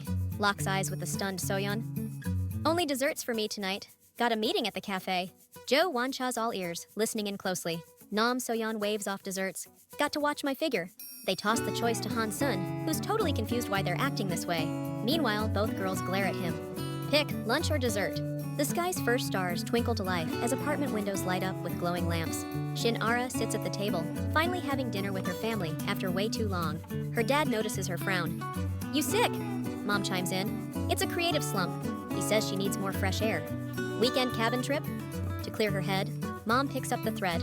Invite Hansune along. He's probably feeling lonely after moving in. The heroine jumps up, cutting them off. I'm swamped. I can't make it. Shin bolts out of the cafeteria, demanding they stop dragging Sinyu into everything. She knows he'll say no for sure now. Shin slams her room door shut, flops onto her bed, and starts bawling as memories flood back. Years after growing up together, Shin and Sinyu ran into each other during their 3rd year of high school. She stared at him, amazed by how much he'd changed. Shin watched him from afar for a while. She noticed Sinyu had an entirely different crowd now, so she immediately decided to pretend they'd never met. But Hansune spotted her right away, strode over, and started chatting with that charming smile of his. Shin didn't expect him to be so happy about them being in the same school. From then on, he was always friendly with her. Whenever he bought pastries, he'd always grab one for her. Every day, she realized Sinyu might have grown up, but he was still just as cheerful and kind. That's when Shin finally knew she was head over heels for him. Around the same time, she stumbled onto romance novels and started reading them, admiring the lovable heroes. But every time, the main guy wasn't the one she actually rooted for. So Shinara decided to write her own story, where the main character looks a lot like Sonu. She was sure that even if he read her book, she could always chalk it up to a coincidence. Normally, after classes ended, Shin would grab her stuff and dash home in a hurry. One day, Sonu stopped her and suggested going to the movies with him and some friends. He kept saying other girls would be there too, but Shin turned him down. She didn't want to waste a single minute and thought writing was way more important than going to the movies. Today, Sonu, who got stuck choosing between 2 girls, told Shinara she hadn't changed one bit. He admitted he only agreed to hang out with her to get her out of the house for a while. Sonu wanted Shin and So Young to become friends because he thinks they're both awesome girls. But ever since they went Thai shopping, she's been brooding nonstop. Since Shin keeps pushing back on his attempts to help, he decided to stop trying to take care of her. Now she's lying face down on her pillow, choking back tears. Because even an apology didn't change Sonu's mind. Shin spends the whole night bouncing between work and crying, hating how much of an idiot she feels like. Every time she slumps at her laptop, though, she just stares at the blank page and can't type a word. She knows she should focus on the task, but she's certain nothing good will come of it in this mess of a mood. So the girl decides to hit the town and do something to cheer herself up a bit. The hotel lobby's buzzing with its usual routine. Tourists checking in and out, phones ringing at the front desk, business folks nailing their meetings, coffee sippers chatting it up. At the table, Shin's order of mango ice arrives, something she's been dying to try for ages. She grabs a spoon, but something feels oddly off. Maybe it's because she went all out with her outfit. Something totally out of character.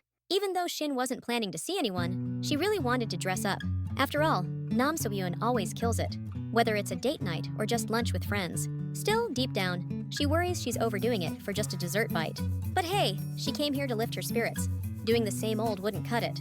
After scarfing down her dessert, she figures it's not enough. She flags down the server and asks for a drink. A few drinks in, Shin's vibe noticeably perks up.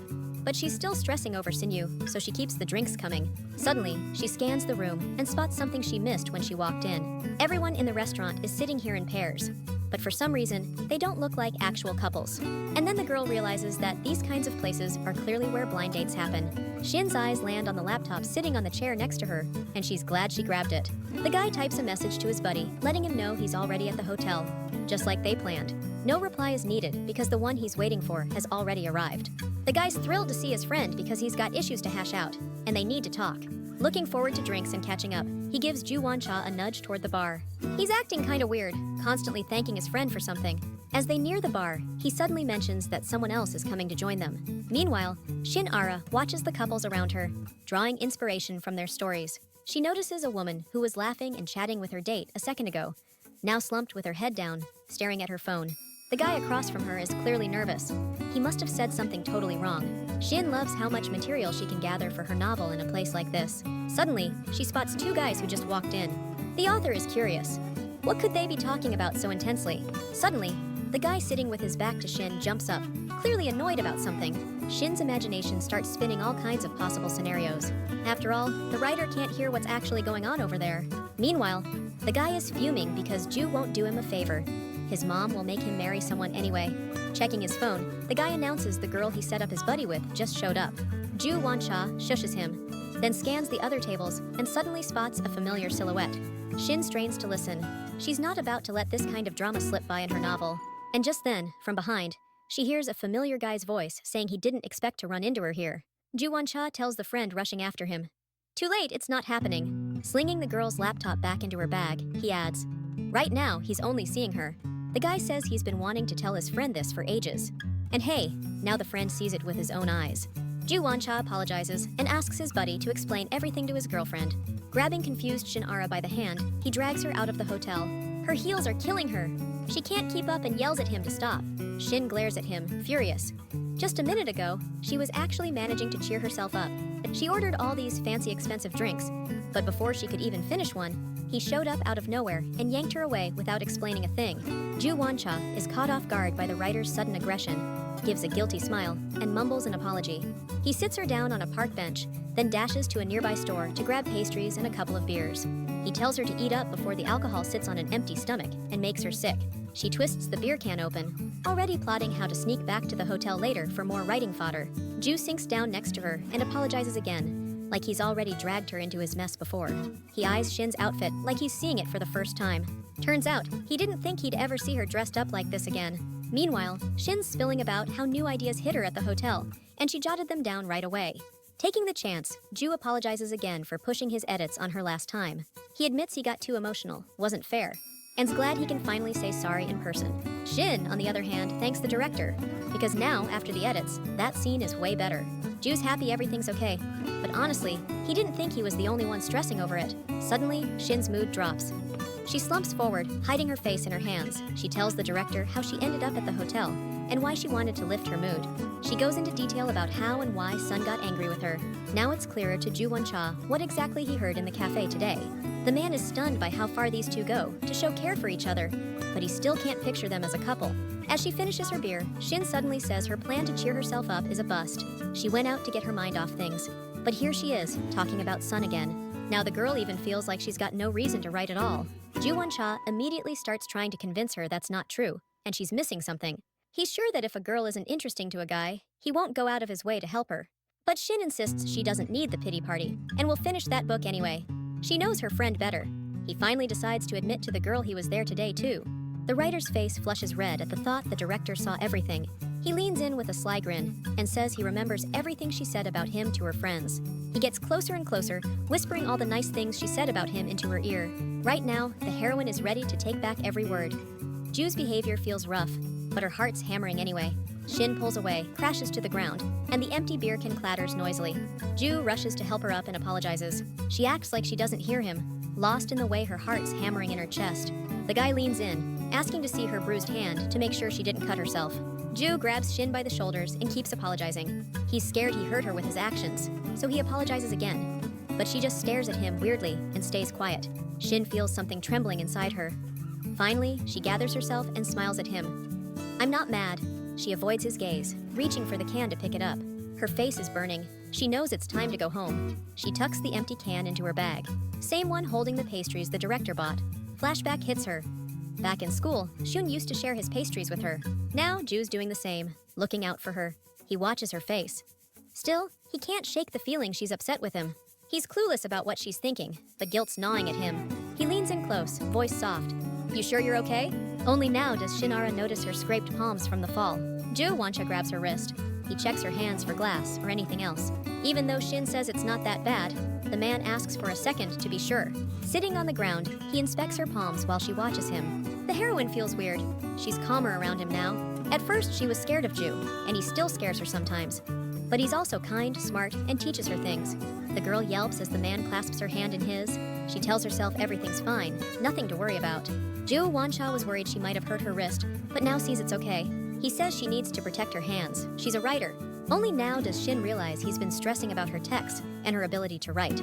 The man tells the heroine to apply ointment to the scratches, but she yanks her hand away, furious he's only helped her to meet deadlines. She tries not to get upset. She started jumping to stupid conclusions herself. Not understanding what's going through the writer's head again, Ju Woncha firmly repeats she needs ointment. Shin looks away suddenly, tells him not to worry, and promises she'll keep writing even if it breaks her hands. The guy is confused. Why is she suddenly talking about books when he was actually worried about her wrist? Looking at Shin's hurt face, he realizes she really thinks he's a cold, heartless jerk. Ju Woncha can't even imagine how brutal she sees him in her head. The guy's memories flood back. Everything that's happened between them since their first meeting. Miss Shin is clearly misunderstanding him right now. Ju is about to tell her, but then stops, figuring any excuses would just sound stupid. He stands up, tells Shin to head home. She's got to be worn out. Faded streetlights cast light on the empty roads of the nighttime city. Ju, Woncha, and Shinara stand in silence at the bus stop, avoiding each other's eyes. breaking the silence. The girl says she'll take the bus that's pulling up soon. Noticing she's not even looking at him, the guy tells her to stay safe. It's barely a few seconds before the bus pulls up to the stop. But when Shin says goodbye and heads toward the bus, Ju suddenly jogs after her, grabbing her wrist. He locks eyes with her, at a loss for words, because he didn't even realize he did it. As the bus passes, he finally lets go of Shin and says he needs to get something straight. But the girl doesn't think she got anything wrong. Still, Ju insists he gets why she might have thought his concern for her wrist was all about the book. He recalls promising to take her places she can't go alone, and still hasn't followed through. Ju wants to make it up to her, so he says he's free this weekend. The truth is, he'd be with her today at the hotel if she'd just called. Shin reminds the director he told her to stop writing and said he'd be swamped. But he quick fires back that it's cool. He can work overtime. The girl's floored by how seriously Ju takes his publishing work, grinding even on weekends. Inspired by how hard he tried to help her, Shinara decides to stop slacking and really start working. Seeing how happy she was that he offered to take her somewhere, Ju Won-cha just regrets waiting so long to make her light up like that. Grinning, he tells the writer to pick where she wants to go. Spotting the poster behind the director, Shin suddenly blurts out she wants to go to a water park. Ju's taken aback by her suggestion and goes full on to convince her to choose something better. She's annoyed he shot down her idea after saying he'd let her pick. Then the guy suggests Shin think about places she'd like to go on a date. Noticing her blushing, he clarifies he meant a place that's easier to go to. She finally figures out a place they can hit up, and they set a meeting for the next day. Shinara arrives first and waits for Ju Won-cha by the shops. Out of nowhere, a girl approaches the writer, gushing over how cute she is. Flustered, she says she's waiting for someone who'll be here any second. The girl, who recruits church members, is already thinking she can sign up a couple. Shin gets all fired up at the stranger, who somehow thought she was waiting for her boyfriend. She's annoyed that people automatically assume a guy and girl can't just hang out or meet for work. Just as the church girl is about to invite Shin to her church, Ju Won-cha rounds the corner. The girl turns around and spots the guy marching toward them with a serious look. Terrified by his intense glare, the church girl bolts like a rocket, leaving Shin standing there, totally confused. Ju apologizes for making her wait. He had an emergency and had to pop into the office. The writer suggests rescheduling if the director's too busy, but he tells her not to worry. He's determined to keep his promise. Plus, he hasn't been to a place like this in ages, so he's been counting down the hours. He needs to get out more on weekends, honestly. Shin figures that with how busy he is, he's doing this because he really wants her to wrap up the book. The writer is impressed by his enthusiasm and decides to jump on board. The characters step into a packed movie theater. Before buying tickets, Shin checked online and picked a romantic movie, figuring it'd help with her writing. She admits she hasn't been to a theater in forever, just streaming shows at home or reading novels indoors. Ju Won-cha glances at the girl, wondering why she never came to the movies alone if she was so eager to.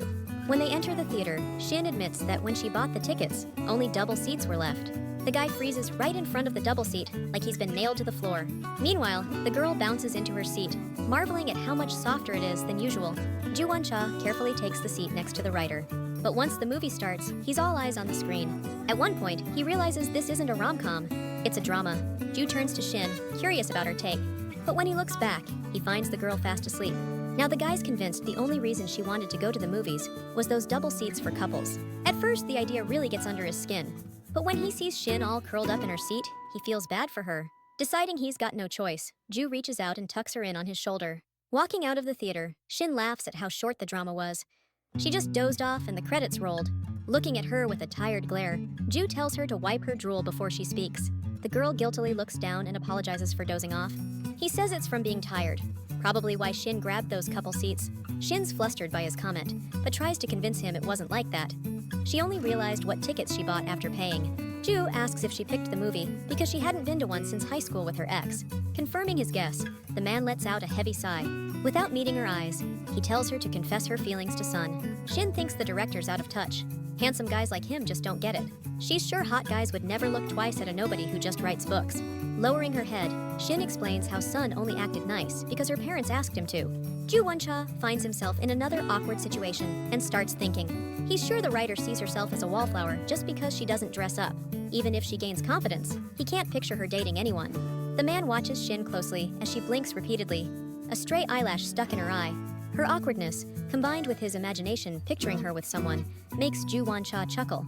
Then, growing serious again, he promises to help Shin look her best for her childhood friend. The heroine honestly doesn't get why the director needs this. After all, he'd said he hates getting involved in other people's business. Ju reminds her that a great story is his top priority. He says Shin is stunning when she dresses up. Then, with a smile, adds she's even more beautiful when she's working. so Ju decides to help her believe in herself a little more. But in exchange, he's got one condition. Meanwhile, Hansune and Namsoon walk into the movie theater lobby. The guy brought his girlfriend to the movies instead of promising to behave next time, but she thinks that's not enough. At a cafe table in the same lobby, the heroine sits, stunned by the director's request. The friends were already heading toward the movie theater entrance when So-yoon suddenly spotted Shinara. Ju, Wancha promised to help the girl sort things out with Sinu, but he wanted her to tag along to his mom's meetings in return. Shin just needs to stay close and act like last time, while he'll keep the meetings from happening too often. The guys basically offering to help each other out by playing their parts. After a quick pause, the heroine says flat out, "Nope, I'm not doing it." Shin's had enough of being put in a spot where she's just sitting there, taking the lumps. But Ju reminds her, "You want to get your friend's attention, right?" Turning away, Shin fires back, "You told me to be myself!" Ju's got this vibe that every day she's leaning on him a little more. Still, he needs to stay grounded and not let her win this round. Slouching back in his chair, Ju keeps pushing his point, but this time, low-key and cool. He explains the mom was acting this way because she flat out hated the idea of them getting hitched. The woman figured her kid was really serious about this relationship. Shin needs a second or two to wrap her head around the director's words. When it clicks, she leaps out of her chair, all fired up. But Ju just stays chill, picking it apart calmly. Lucky for him, his mom's dead set against the wedding, so he's just trying to stall. That's why Ju asks the girl for help. Then he smirks and adds, if she'd impressed his mom during their first meeting, they could already be married. Shin's so rattled by that idea, she looks like she just saw a ghost. Ju doesn't even get why it bugs him that the girl thinks marrying him is so terrible. Shaking off those thoughts, he decides to convince her another way. Du Wancha says if he has to listen to his mom, he'll barely have time to be the prototype for her book. Shin thinks the situation's a mess and suggests the director use someone else. But then she remembers he mentioned he doesn't know other girls. Out of nowhere, Du brings up how he often thinks about that girl with wavy hair. The one in the cute outfit. The slightly quirky one who always knows what to say. Shinara realizes the director's talking about her and instantly blushing. He says she was so amazing, he still catches himself thinking about her every now and then. Shinara fidgets nervously and admits she's not even sure which of the two versions of herself is better. Their conversation gets cut short when Nam So-yeon walks up to the table. She says hi to Shin, then glances at the stranger and asks, "Who's this guy?" A girl walks up to Ju and asks if she's cutting in on their date. The heroine, realizing Soon didn't come alone to the movie, spins around in shock. Standing there is Hansune, obviously just as stunned to see Shinara here. While the heroine scrambles to explain the director's presence, Ju takes control and says they accidentally grabbed the same movie time. Deadpan, he says he loves that kind of flick. Sinu's clearly confused, but fakes a calm facade. Meanwhile, Ju says Shin's next book will be way better now she's got a real-life example. When she bristles and says the last book was great, he smirks. Her hero was way too flat. Sinu stands frozen like a statue until Ju snaps if they'll miss the film. In the theater, Sinu's head's spinning. Why's that guy here? Bros don't just show up to rom-coms alone. Soon shrugs it off. Duh, the publisher's CEO should know romance. The girl figured out he was the publisher's director after he called Shinara by name. Sinu's got a nagging feeling he's seen that guy before. Then, bam! A memory zaps him like lightning. As dusk falls, Ju Wancha drives the writer home. As she's saying goodbye, she tells him the day was really helpful for her book and thanks the director for what he said to Sun. The guy reminds her he already told her he could actually be useful. Smiling, Ju adds you could tell from Sun's face everything was clear and asks her to let her know if he gets in touch. Back home, Shinara takes a shower to rinse off the day's fatigue. She thought she was just going to watch a movie, but so much ended up happening. Remembering her chance meeting with Sun, she starts wondering what his deal is with So-yeon if they go to the movies together. She still doesn't get what the director meant when he said the guy would contact her. Before she can even process it, she gets a message from Sun asking if they can talk on the phone. Ju Wancha, after seeing the writer off, heads home to chill there for the rest of the evening. Fresh out of the shower, he hears his phone ring and walks over, wondering who could be calling at this hour. Before he can even answer, he hears Shinara's voice on the other end, screaming that everything went down exactly like he said. The girl reminds him he told her to let him know if Sun got in touch with her. Ju admits he knew it was gonna happen, just didn't think it'd be this quick. Of course, he told her to reach out to him the second Sun called. Didn't think Shin would be calling someone about personal stuff after 9 p.m. Ju laughs it off, saying he was just joking around. Relieved sigh, heroine fills director in on what they chatted about with Sonu. First, he apologized for calling so late, then asked her to recommend a novel. Admits he's clueless about books. But when Shin suggested checking out bestsellers online, he insisted on going to the bookstore together to pick something out. So they set a date to hit the bookstore next week. Ju grips his phone tight as Shinara asks for his opinion. Should she dress up? reminds him how the director himself said he liked how she looked that time. So she figures it's time to come clean, and Sun will be just as impressed for sure. Shin's waiting for his take, so he whispers that Sonu will be just as blown away as he was. Then, in a hushed tone, he adds she shouldn't do it. Shin's all tangled up, doesn't get what he's hinting at. Ju spills what he couldn't finish in the theater when they got interrupted. He likes how she looks now. She's got charm without the fancy stuff, just needs a bit more confidence. When Ju asks what she's up to, she leaps into her chair and says she's diving into work. But the director suddenly suggests Shin take a break instead. After all, she slept through the whole movie at the theater today. If she's worried she'll forget the plot, they can just go back and watch it however many times she needs. The girl agrees to take a short break and, blushing, apologizes for calling so late. The heroine hangs up and flops onto the bed. She finds it weird that she and the director went to the movies for work, and now he's telling her to take more breaks. Even though Ju Won-cha is usually such a hard ass, he's definitely a good guy. He's helped Shin so much that now she wants to return the favor. For starters, the heroine decides to start by doing some digging into books and movies about wicked women and villains. Even though Ju told Shin to take a break instead of working, reading still counts as a way to unwind. The next day, the heroine oversleeps and is now rushing to meet Seonu. She apologizes for being late and says she spent the whole night reading. Seonu asks if Shin had breakfast. Getting a negative answer, he suggests grabbing a quick bite together. Meanwhile, Ju Won-cha and editor Kim are at a cafe meeting a famous writer. They're trying to convince the guy to team up for publishing his next book. The writer sent in his resume, but still isn't sure if he wants to work with this publisher. To win him over, director Cha douses the guy's talent with compliments and claims to be his #1 fan. He gushes about the author's work, saying he's reread it so many times he's lost count. To prove it, he drops a quick breakdown of the author's latest book. He promises to do whatever it takes to help the author write his best novel yet. A few well-placed flirts and a charming smile. And the writer's already wavering. Finally, he gives in and says he'll think about signing the contract. As the team leaves the cafe, Kim points out that the director's personal touch was the real game changer here. But Ju Won-cha insists it's all because the editor prepped the writer endlessly before this meeting even happened. Kim smirks and walks off. She's got a few more stops to make before heading back to the office. Alone now, the guy pulls out his phone to check a message Shin sent him earlier. She sent a photo to show off her outfit for her meeting with Sonu. Ju smirks and texts back, "You look amazing." Then it hits him. He should swing by a bookstore too. "Been a while since my last visit," he tells himself. Ju tucks his phone away, and as he looks up, spots some familiar figures ahead. Shin and Seonu stroll down the street, chatting up about something. The heroine is sitting in a cafe, happily devouring her pasta. Seonu apologizes for not being upfront about his original plan, and just ended up asking her out for a walk. Shin doesn't see anything wrong with it since they're having a great time. And that makes him happy, because he hates when things get awkward between them. The heroine admits she doesn't like it either. Shin scans the area and notices this isn't a family-friendly restaurant, and there are plenty of couples here. Seonu, who hadn't noticed it at first, suddenly says he's glad he took Soon's advice. The girl called him here, apologized for what happened that day, and asked him to pass along her apologies to Shinara as well. As soon as Seonu says that, Soon calls him, and he steps aside to take the call. The confused heroine watches as he chatters happily with Nam on the phone. Her mood sours a bit because for a moment she thought she was on a date with Seonu. Checking her phone, she sees a message from Ju Won-cha replying to the photo she accidentally sent him earlier. Shinara is touched that someone so busy still takes the time to reply to her. Realizing the director is making an effort to help her boosts her confidence, Seonu returns to the table, apologizes for making Shin wait, and says Suun asked for her phone number. The girl has no idea that Director Che is sitting in the same cafe, on the other side of the partition. He's trying to convince himself he followed them, not because he was worried, but just because it's lunch break. But a waitress approaches Ju and apologizes, explaining their restaurant only allows orders for 2 people.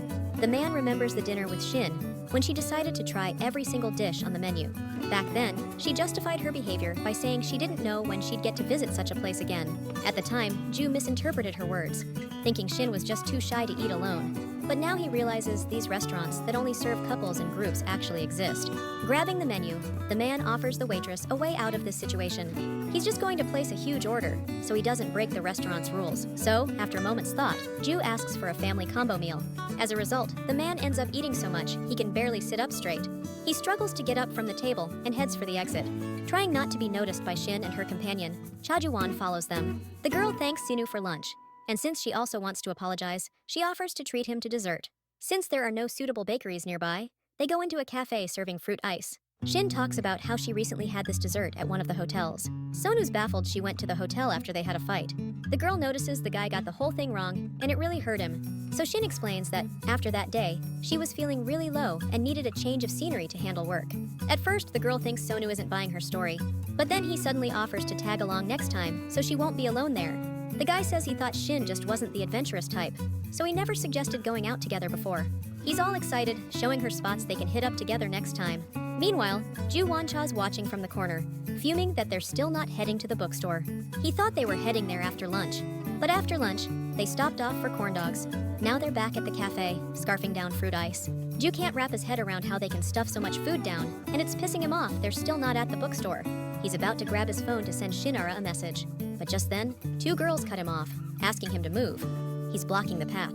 The girls' irritation vanishes instantly when they see his handsome face. It hits Ju that he's been doing this for the past couple of hours and how ridiculous it looks. It's dumb to ask Shin when they're going to the bookstore and then act like you bumped into them by chance. While hanging out with the writer, he wondered why she needed to do everything with someone else. Now even Ju can't bring himself to go to a place like that alone. Plus, he doesn't have the guts to just walk in and say it to her face. Ju's heard people their age date like these food marathons, and it doesn't matter if they actually go to a bookstore or not. Since that's exactly what Miss Shin wanted, he decides to quit tailing her and do his own thing. As he leaves the alley, he figures the girl doesn't need his help anymore, and he should stop stressing over her. Finishing her dessert, the heroine can't believe how much she just ate. Then it hits her. They were supposed to go to the bookstore. She says let's hurry, but Sun doubts they should even go. He could just get a list of recommendations from Shin. As she says she wanted to pick a book for him personally, the door creaks open. Ju Woncha walks into the cafe and announces he just got off work, felt hot, and decided to grab something cold. Shinara turns around in surprise at the familiar voice. A man heads toward their table, faking that this meeting is totally accidental. Approaching the confused couple, Ju asks if he's crashing their date. As the girl explains it's not a date, and they were just meeting a friend at the bookstore, Sun silently studies the man. The director shocks the heroine even more when he suddenly says he was going there too to check out book trends. He smiles like nothing's happened and casually suggests Shin and Sun go together since they're heading the same way. Strolling between the bookstore shelves, the heroine tells her friend about her literary favorites. Sun grabs a sci-fi book and inspects the cover with interest. Even though Shin wanted to impress her friend with her book smarts, this genre's totally foreign to her. Ju Won-cha approaches the flustered girl and says his publishing house is putting out this book. He then gives a quick rundown of the plot and notes how the cover has nothing to do with the story. Ju and Sun chat about the stubborn quirks of weird authors they deal with in publishing. Meanwhile, Shin can't seem to jump into their conversation. As Ju recommends a book to Sun, the writer suddenly notices how great they look together. Inspiration strikes, and she pulls out her phone to scribble down her thoughts. Then, realizing something else, the heroine suddenly sprints between the men. She drags him off to the side, saying they need to talk urgently about work. Shin apologizes in advance and thanks the director for doing all the explaining instead of her, then asks why he's blocking her. I mean, wouldn't she look way cooler if she could just nail the choice herself? The director's fuming. Without him, she'd still be sitting around stuffing her face instead of being here in this bookstore. Shin keeps trying to explain, but the director's not listening. He's too busy eyeing her up close. Spotting her different look, he suddenly blurts out, "Did you put on some makeup?" Shin stammers a little, admitting she added a touch of lipstick. Meanwhile, Sun's wandering the store, hunting for the Manhwa section. She smiles and tells the director she kept his advice in mind, not going overboard so it matches her outfit. She's about to say more, but he suddenly leans in way too close. Shin blushes furiously, totally clueless why he's staring at her like that. But then he smirks and says he couldn't tell if it worked until he got a better look. Now he's sure. "This shade's got your name on it, Miss Shin." She feels her face burning, scrambles out to the restroom, mortified. Sun's annoyed that Shin, who came here with him, keeps ditching him for this old-timer. Diju already gave him the creeps from the start, and being stuck alone with him is awkward as hell, so he dives into the first book he sees. Out of nowhere, the guy cuts him off, saying it feels like Ju dragged him here, and it's totally killing his vibe. The guy can't figure out what's wrong with this guy, so he just says he came for his friend. Ju smirks, guessing if he went to a place he hates with Miss Shin, they're obviously super close. Then the guy suddenly asks if he ever checked out the book she printed. After all, if they were really tight, he should at least know the name of her book, right? The guy's stuck dead to rights. No idea what to say after that loaded question. Meanwhile, Shin's in the restroom freshening up her lipstick, staring at her reflection. All day, she's been trying to get him to notice her lips, but he just laughed it off like it was a joke. She almost wishes she'd gone bold with the color instead of this subtle look the publisher caught and called elegant. If the guy had said something like that to her, she might have been feeling all that swoony romance novel energy. Her author brain's already imagining the hero of her next book, admiring his heroine's blood-smeared beauty after a battle. Sounds way more exciting than reality. But Shin shakes the work thoughts off, reminding herself she came here today to actually connect with him. Later, she's already gripping the bag of new books like it's a treasure chest, grinning. Her excitement's off the charts, but the guy's face sure as hell isn't matching it. Shinara's like, "Hey, what exactly did you get, my friend?" But he avoids her eyes and snaps, "None of your business." The three of them hit the bus stop. Lights are flashing, their ride's almost there. Sonu gives Shin a weird, intense look, mumbles a goodbye, and bolts to his bus. Shin's confused, stumbles after him with a shaky, "Bye, take care." With her bus pulling up soon, she turns around to say farewell to Ju Won-cha. She throws Ju a quick, "Thanks for staying out so late, dude." Ju ignores her thanks and drops a surprise. "Wanna grab dinner together?" Grinning, he adds, "I was gonna eat before heading back to the office anyway, so why not do it together?" Shin says she's full, but Ju's like, "Hey, I'm not hungry either," which makes her even more baffled. "Just thought since we ran into each other today, we might as well make the most of it," he says, shrugging. Shin's thinking about how Sonu offered to tag along if she wanted to go anywhere. Even though the director agreed to be her prototype, the writer's nervous he'll get annoyed sticking around all the time. She decides to tell Ju he's free of any obligation now. Shin lifts her head, ready to spill the truth. But when she looks at him, she just can't bring herself to say a word. So, clenching her fists, the heroine ends up saying something totally different from what she meant to. Seafood sizzles on the grill, its smoky perfume playfully tugging at the noses of the restaurant's customers. Diju admits he first thought Shin was about to drop some serious news on him, but all she says is that she wants to eat something besides barbecue. Shin just didn't want to see his disappointed face, so she decided to go somewhere she's never been before. Director Cha offers her a drink, and at first she turns it down, saying she doesn't drink alcohol. But Ju reminds her that when they last met, she was anything but sober. Shin refuses the strong soju, so the man suggests getting her a beer instead. After downing a shot, he suddenly notices she's giving him a weird look. Ju asks if she wants to say something, and Shin, blushing, says he could be friends with her dad. The guy didn't see that coming, literally chokes on it. Turns out, she meant the bad boy persona she's thinking of is just a pile of cliches about guys like him. Meanwhile, Director Cha doesn't even fit the role, because he's too nice for his own good. Shin just keeps listing out her manuscript's main character details, totally clueless. Meanwhile, he reaches for another shot of soju, lost in thought about how the writer pictures him. Girl smiles and says, "Ju's nothing like I thought. He's actually warm and I like that." After hearing Shin out, the man asks, "Does that disappoint you?" He pours himself another shot and adds, "You disappointed that I'm not as bad as you imagined?" Ju admits her words hurt him, and Shin worries he took her positive comments the wrong way. So she decides to change the subject and compliments the director on his ability to drink without getting drunk. But when Ju dryly replies, "Not everyone drinks like you," the heroine realizes he's actually mad at her. Noticing Shin suddenly went quiet, the man looks up and sees her slamming back an entire shot of soju. Trying to work through the awkwardness between them, the girl resorts to a trick. She thinks, maybe if I drink a bit and act tipsy, it'll be easier to talk. So Shin grabs the bottle again and pours herself another. But Ju grabs her wrist, stares her down, and says flatly, "You shouldn't keep drinking." He brings up her own words. "You said you don't drink hard stuff. I'm worried something'll happen to you." Shin notices his voice is lower than normal, but she can't tell why being near him feels so dangerous. Ju insists, "You shouldn't do anything you'll regret later and can't stand behind." She can feel how mad he is, and it totally flusters her. Ju pulls Shin onto a bench outside the restaurant and shoves his jacket over her shoulders. She's secretly grateful he stopped her. Like, she was a total mess and might have done something she'd regret, like kissing him for real. Ju tells her he's hailed a cab. It'll be here in 15 minutes. Shin's impressed by the director's workaholic vibe. Even after a few drinks, he's still planning to go back to work. She feels her face getting hot and can't believe she actually got tipsy after just one drink. She's trying to remember if she got all flushed from the drink, or after Ju passed her his jacket when she was freezing. The guy notices her reddening, pensive face, steps closer, smooths back her hair, and asks if she's all right. Shin locks eyes with him and suddenly gets it. This weird feeling is probably just because she's with him right now. She mumbles she needs to tell Ju something. He drops to his haunches in front of her, ready to listen. She admits she was going to say it back when he invited her to dinner. Then, Shin tells the director about Sun's offer to tag along wherever she wants to go. And since they're closer now, she figures it's easier to ask a friend instead of the busy director. After hearing her out, Ju Won-cha suddenly says she's got guts, and that this is exactly what she needs to do. He stands back up and adds that Shin should hang out with the people who make her feel comfortable. The guy's about to leave, but the heroine grabs his sleeve and says she needs to ask for more help. Blushing hard, Shin insists the manuscript would be better if it's with someone who makes her heart race when he's around. As soon as she says it, panic hits. She just told the director her heart pounds harder when he's nearby. She adds the most important thing is the next novel's main character is a classic bad boy. Shin's eyes light up, catching the whiff of alcohol coming off him. He raises his hand, reaching toward her face. Ju takes her glasses off, confessing he's been worried about her recent comments. Then he suddenly yanks her close. He's still reeling from her words, that she's never scared to get drunk when he's there. Her novel's bad boy hero, but Ju realizes she never really saw him as one. Since he's still her prototype, he offers to show her a real bad boy. Standing up, the director suddenly starts loosening his tie. She's stunned by his move, but curiosity gets the better of her, eyes locked on him. A sudden shift, like something's changed. The director clutches his head and steps back. When she asks if he's okay, the man says his head's spinning like crazy.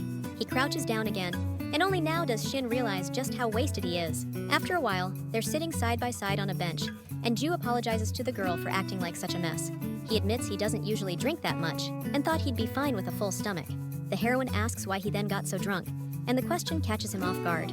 He can't even explain why he asked her out to dinner, or why he drank so much. Plus, Shin said some weird stuff, and now he's completely baffled by the whole situation. Ju mutters something about how it feels weird being with her like this. She takes it as him being annoyed spending time with her, which stings because he could have just said no. She doesn't get why he's only bringing this up now. The only thing she can figure is that director Ju's just doing this for the job. Now, it's obvious to her that his help with the prototype and Sonu was all about the book. Sometimes when Shin felt off, she didn't want to be a bother, so she promised to focus on the manuscript. But somehow, her heart's still pounding just as hard now. Since she thinks director Ju's not feeling a thing, she suddenly cuts him off. If Ju doesn't get why he's stuck in this mess, maybe he'll just stop trying to help her. Shin turns away so he won't notice the tears forming in her eyes.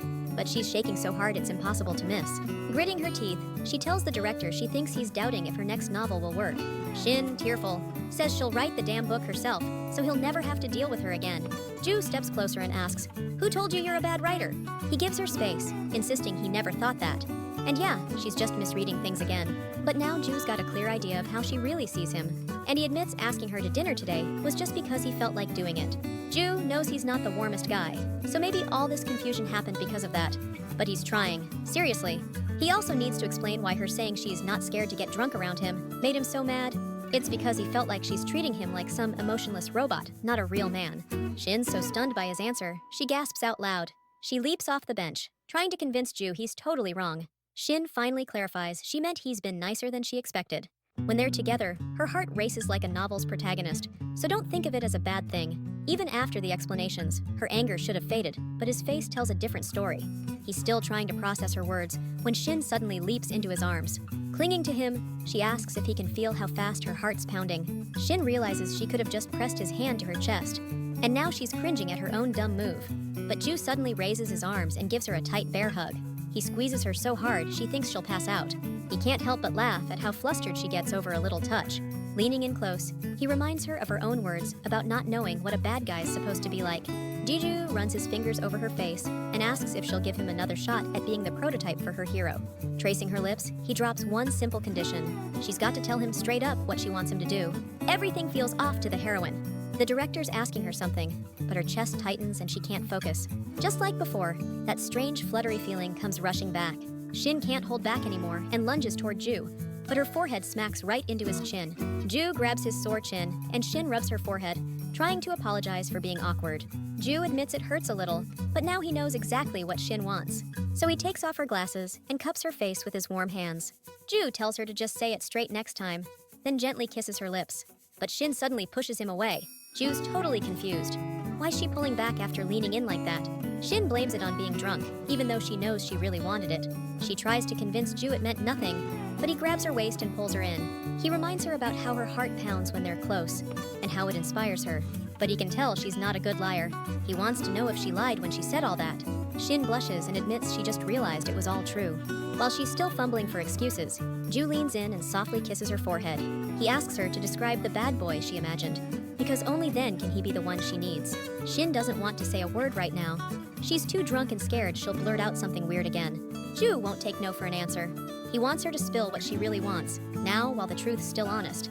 But Shin's convinced he's way too wasted to mean a thing he's saying. This Ju Wan-cha isn't the guy she thought she knew. Something's off. Her words hit him like a ton of bricks. Ju grabs his head, crouching down in shock. How did he let it all spiral like that? He stands up, throws on his jacket, and apologizes for crossing the line. He adds, "At least now you know what happens when you lose control." He walks out, leaving Shin standing there, totally baffled. The next morning, editor Kim catches director Ju by the coffee machine. But when she says hi, she notices how pale and grim he looks. Ju waves it off, says he's fine. What did you need, Kim? Kim explains he didn't come back yesterday and was late today, so she left all the paperwork on his desk. Ju flinches. He's sure she just asked about Miss Shin.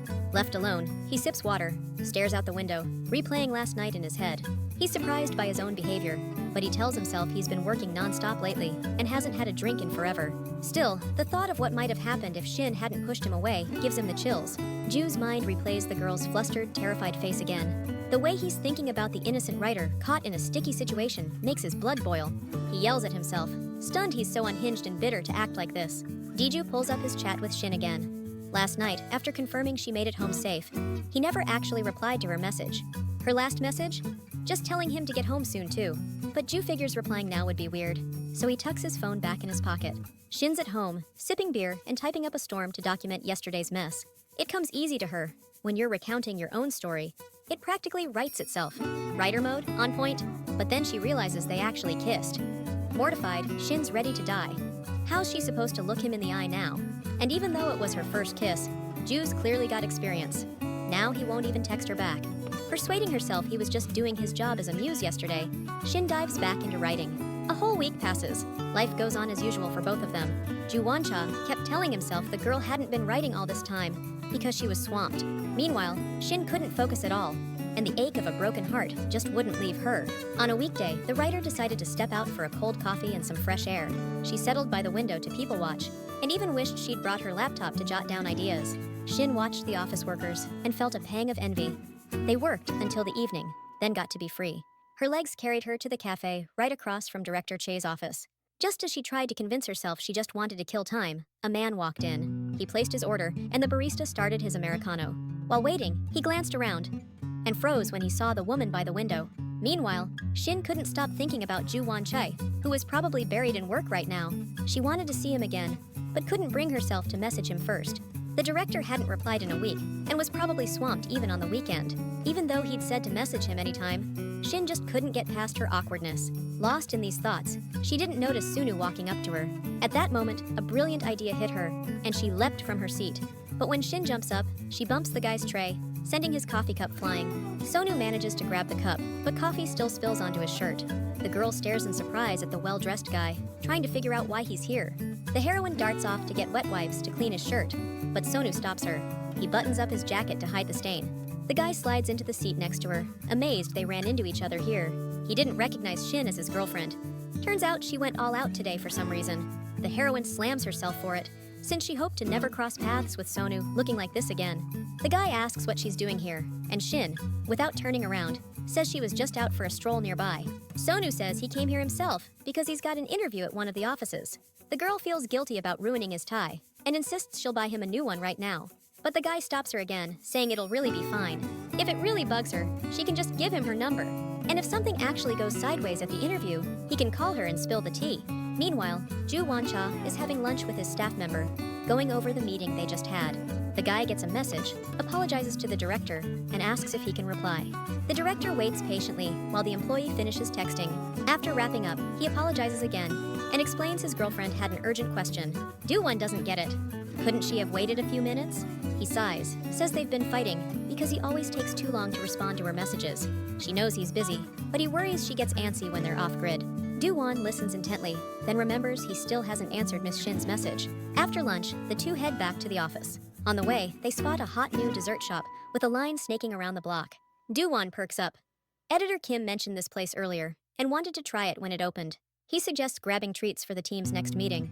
They step inside, snag pastries for the office, and Do-won pockets a bag for himself. The employee offers to pick up coffee to cut the sugar. He can't help but probe, is Do-won really single, or is there a lady involved? Do-won exhales dramatically, repeating he's gonna devour them all by himself. Walking by a cafe, he suddenly spots Shinara sitting inside through the window. Before he can figure out why she's here, the coworker convinces him to grab coffee and head inside. But the director brushes him off and walks past it. Desperate to avoid giving Sun her number, Shin opens her bag, hoping to find napkins to wipe up the mess. Meanwhile, the guy playfully teases her about refusing to give her number, even though she messed up his interview. He stops mid-sentence when she suddenly leans in and starts untying his tie. Shoving him aside, she pulls a brand new tie from a box and hands it to him. Sun wouldn't have recognized it anyway. She'd gone back and swapped it for a different one after they left the store that day. After telling him they're even and wishing him luck on the interview, Shin bolts out of the cafe. Stepping outside, she gasps for air to steady herself. Now that she's taken care of Sun, Shin plans to finally reach out to the director she's been thinking about all along. Meanwhile, Ju, sitting in his office, glares at his phone, fuming that Shin didn't message him before heading to this area. He tries to shake the thoughts, but the image of that writer, all dressed up with that guy in the cafe, won't leave his mind. The fact that Sun was in a business suit makes Ju think Shin came to cheer her friend up before the interview. The conference room announces the meeting is starting, and the director rises from the table to join the staff. Just as he steps up to the door, his phone beeps behind him. A text from the author flashes on the screen. The city's settling into twilight. Office lights and home lamps flicker on, and streetlights bathe the darkening streets in their glow. Shin's set on reaching out to the director her way. She planned to head to his office and meet up after work. She had the whole scene mapped out, Ju's shocked face when he sees her there, then her inviting him for dinner. But when she messaged to talk about something, the director shot back that he's got plans for the day. The heroine's so embarrassed, she's tempted to bonk her head against the wall she's leaning on while waiting for a reply. After shrugging it off, Shin's about to head home, until a voice calls out from behind her. Director Cha waves goodbye to his team after a long, productive meeting. As everyone chats about how they'll spend Friday night, Du walks off and grabs his phone. But when he checks his messages, his anger bubbles up again. Shin mentioned she wanted to talk, but she never answered his question. He responded right after the meeting ended. Du's worried something's wrong. She definitely read his message, but hasn't replied yet. A guy approaches Shin out of the blue to ask if she needs help. He's been watching her for a while and thinks she's in trouble. Shin smiles and says she's got it under control. Suddenly, she pictures how ridiculous she must have looked. Stuck in one spot for hours. Out of nowhere, the guy asks Shin for her phone number, but Shin goes silent. Because behind him, she spots a familiar silhouette. Ju Woncha trudges over, phone in hand, looking wiped out. He glares at the stranger so fiercely, the guy starts shaking in his shoes. In seconds, the guy vanishes. Ju turns to Shin and asks what she needed to talk about. Says he was about to call since she never replied to his message. Shin apologizes, says she just happened by and was thinking, so she decided to text. Ju smirks and asks if it was really a coincidence, or if she planned to meet someone here. Eyes down, Shin says she really was just passing by. But once here, thought about inviting him to dinner. But since he said he had plans, she was about to leave. Ju turns away and says he's got plans. They can't have dinner. But since she came all this way, he'll drive her home. Shin slides into the car, and for a while, both of them stay silent. Suddenly, the heroine realizes they're alone together. Perfect timing to bring it up. She starts in on how the director's been swamped lately, but Ju suddenly slams the brakes, announcing they've arrived. Shin keeps talking, pointing out he still made time to give her a ride despite his plans. He deadpans that it's only because he had a few minutes before his friend wrapped up work. Ju adds it was on his way, so she's free to relax. He avoids her eyes, but she suddenly blurts out, "Take me with you." Relieved he's finally looking her way, Shin says she wants to help. After all, he asked her to pretend to be his girlfriend. She begs him to forget how badly she messed up last time and promises to nail it this time. Shin explains she's binged tons of movies and devoured every book on the subject. But Ju turns away again, insisting he doesn't need any of it. He reminds her how she flat out told him she hates being put in these situations. Ju won't force anyone to do something they don't want. The heroine clutches her skirt, trembling as she mutters under her breath. This is getting too much. The guy turns to her, having missed her words, and Shin leans in to kiss him. Ju Woncha pulls away, demanding to know what she was thinking. For a second, he's sure she's been drinking. But Shin reminds him how he promised to show her what a real bad boy looks like that night and kissed her. Now she's determined to play the villain, so she wanted to do the exact same thing. She doesn't get why he gets to act first and not her. Then adds that he was the one wasted that night, not her. Tossing a curl of hair over her shoulder, the girl says she wants to prove she can own the villain role. Shin keeps rambling about how well she's studied the script, but Ju's already tuning her out. He stares at her, the truth he just realized hitting him like a ton of bricks. Ju grabs her waist, pulls her onto his lap, and says, "Let me show you how it's done properly." He didn't realize until now he'd always seen the writer as a little strange and never wanted her to see his weird side. Or at least, he thought that way until this morning. Turns out, he likes seeing this version of Shin, the side only he gets to witness. And the sight of her with someone else? Yeah, that just makes him seethe. Shin shuts her eyes and inches closer to Ju Woncha, but she can tell he's not making a move, so she stares at him, surprised. The guy grabs a fistful of Shin's hair and yanks her in. Their lips lock, and in that instant, he remembers how badly he's missed her. That morning feeling Ju had when he saw her with someone else? Total jealousy. She's getting a little dizzy from the director's cologne and how cozy she's perched on him. Something's off. She can't get why she's feeling so damn good right now. Shin pulls back, catches her breath, and asks, "Was that good? Can you go with me now?" He lifts her up, smirking, and says, "There's something I need to check first." With a smooth motion, he flops her onto the seat and pins her down. Ju leans in, locking eyes with her, and grunts, "Why dress up for your friend? I told you I like you all messy."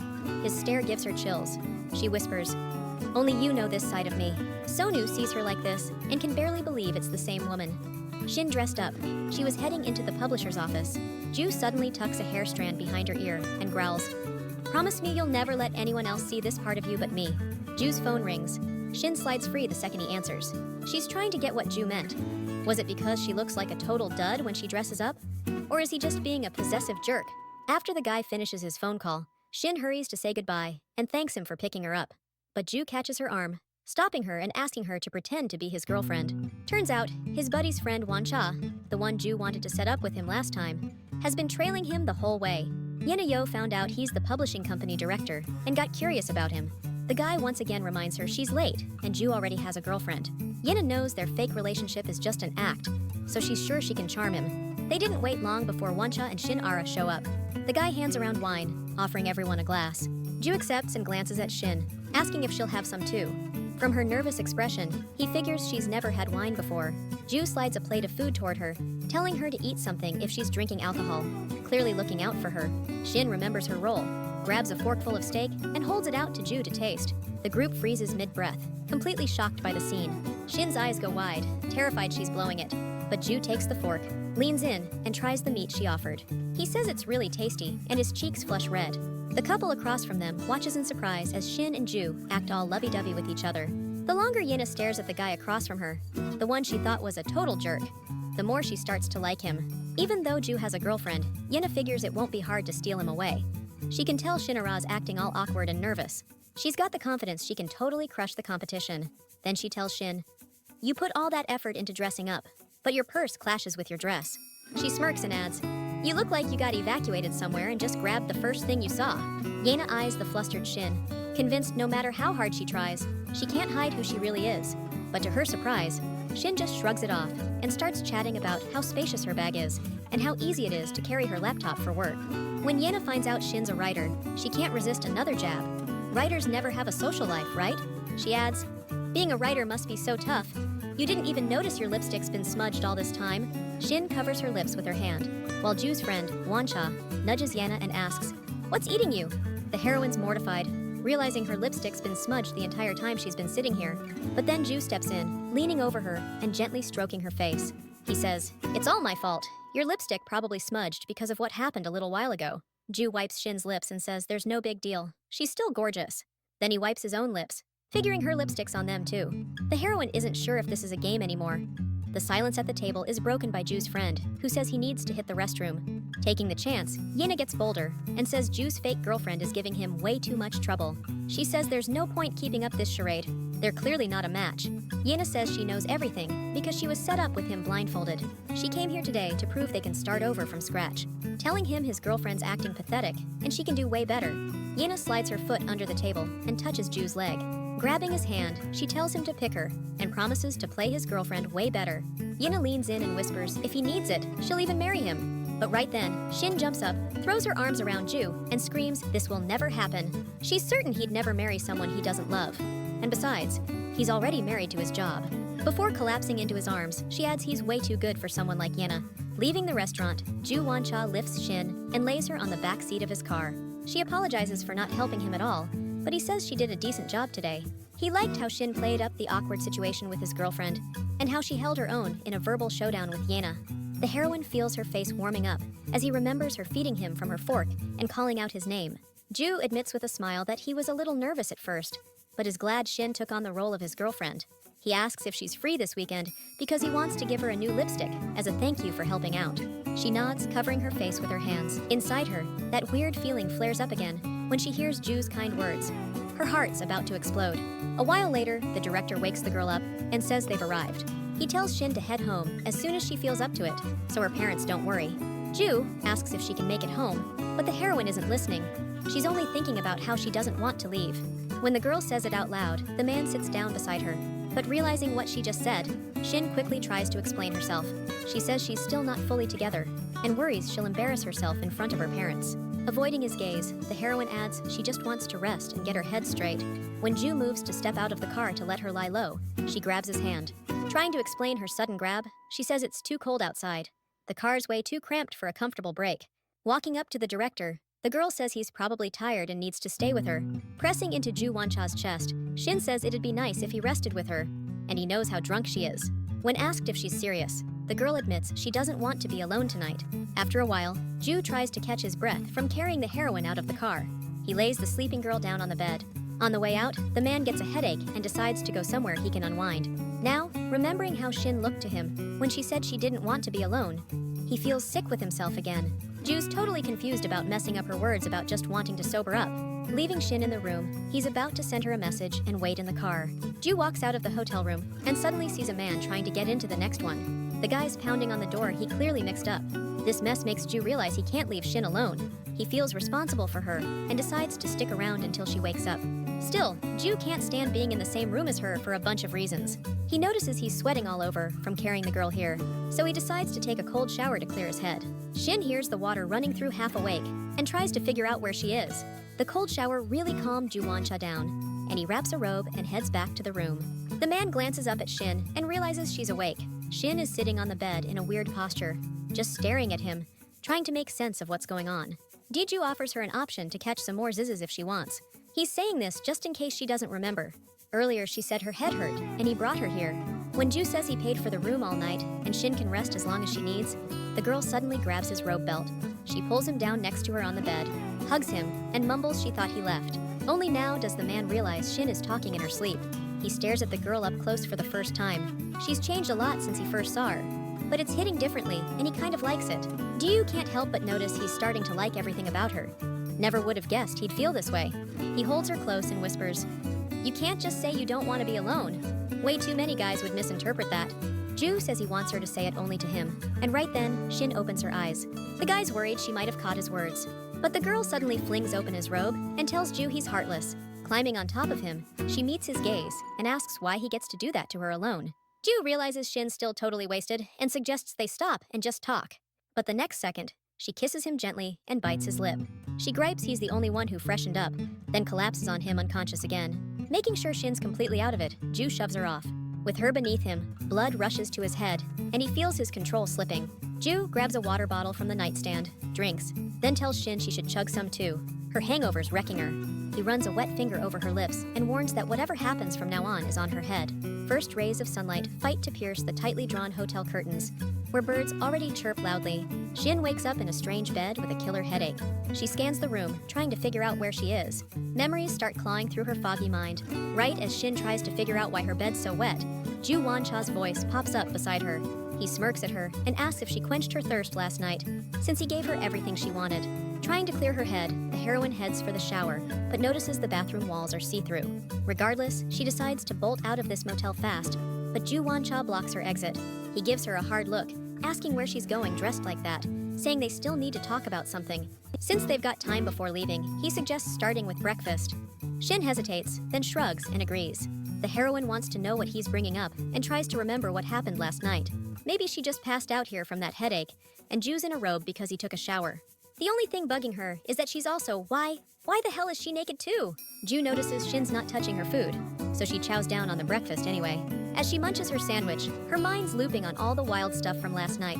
But when Ju picks up the water bottle, she suddenly starts recalling exactly what went down. At first, he tried to get her to drink by pressing the bottle to her lips.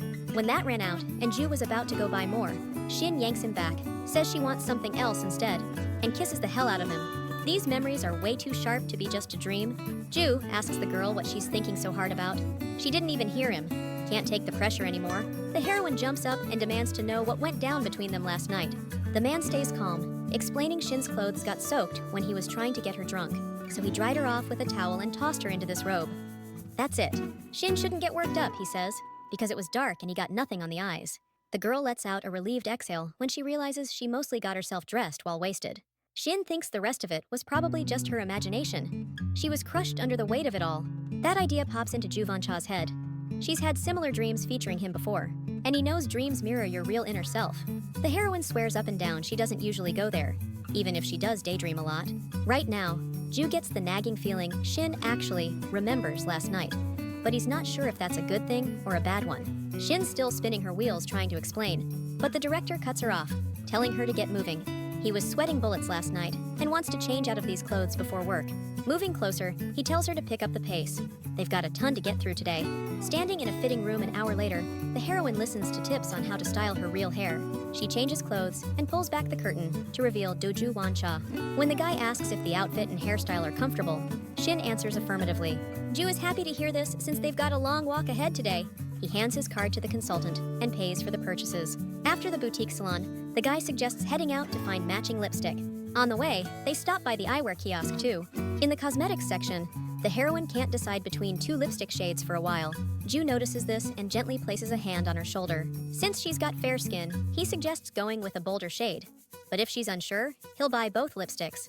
Shin blushes, but finally settles on just one shade. Passing by the bag display, Shin thinks how handy it'd be to carry her laptop in one and asks Ju if she wants one. The girl says she does, but she'll come back later to buy it. The guy immediately pulls out his card to buy the bag and suggests calling it an investment in her work. But Shin stops him, saying she already has plenty of bags, and suggests wrapping up the walk and grabbing a seat somewhere. The girl bolts out of the store, yelling over her shoulder she's heading to a cafe, and her antics amuse Ju. Shinara grabs 2 sweet dessert drinks for them. She admits that everything tastes better here. Usually she grabs takeout or eats at the cafe near her place. While she was waiting for her order, her parents called. Turns out they hadn't even noticed she was missing. When they found out, her mom was cool with it, but her dad got upset, even though he's the one who told her to go out more. Ju says he gets where her dad's coming from.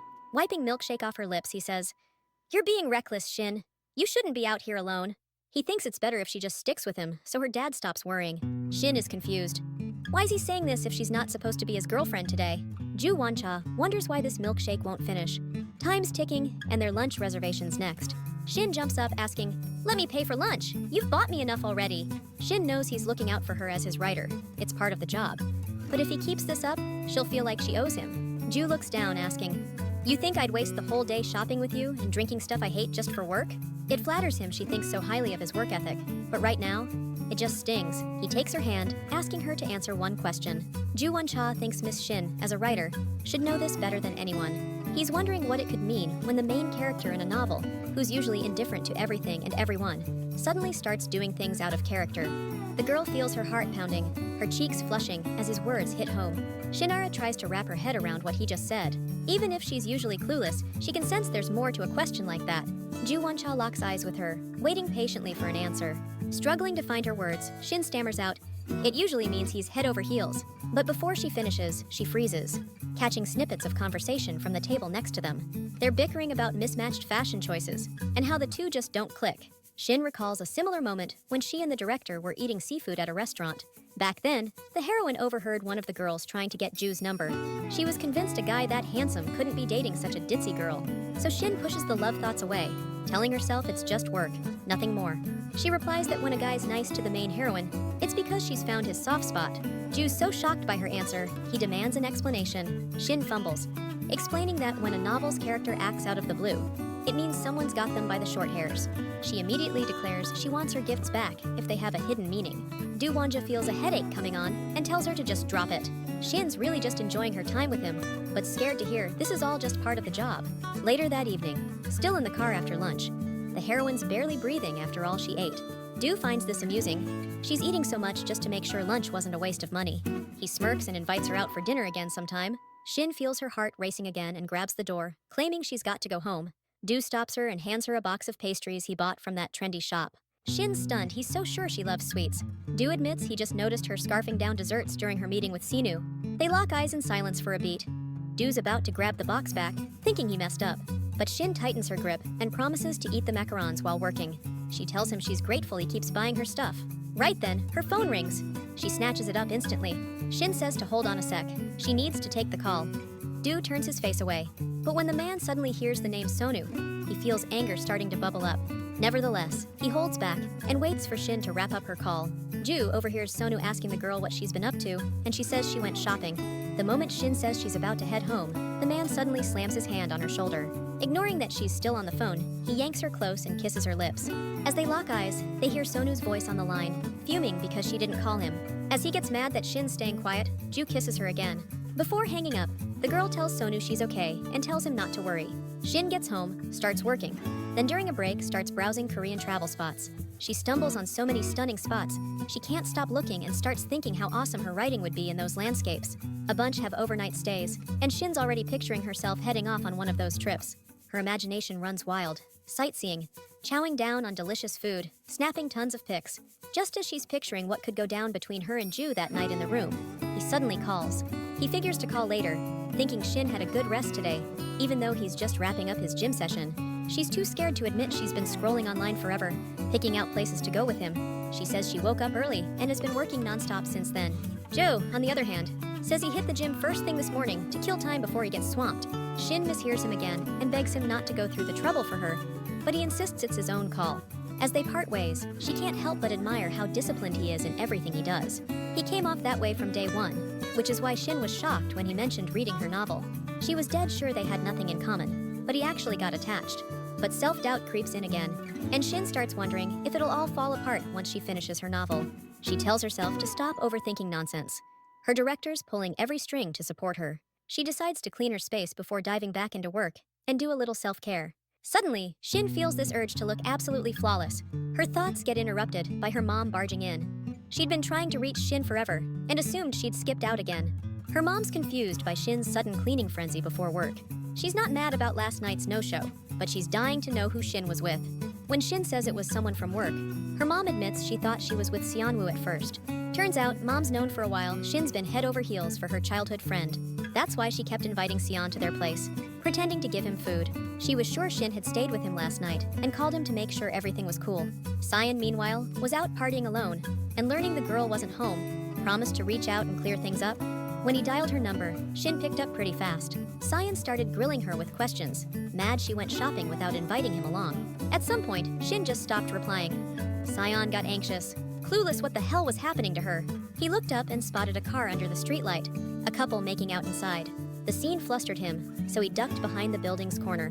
He accidentally ended the call and peeked around the corner to see who was leaving the car. When he squinted closer, he recognized the girl from the cafe who'd given him a tie not long ago. Seon couldn't believe she lived nearby too.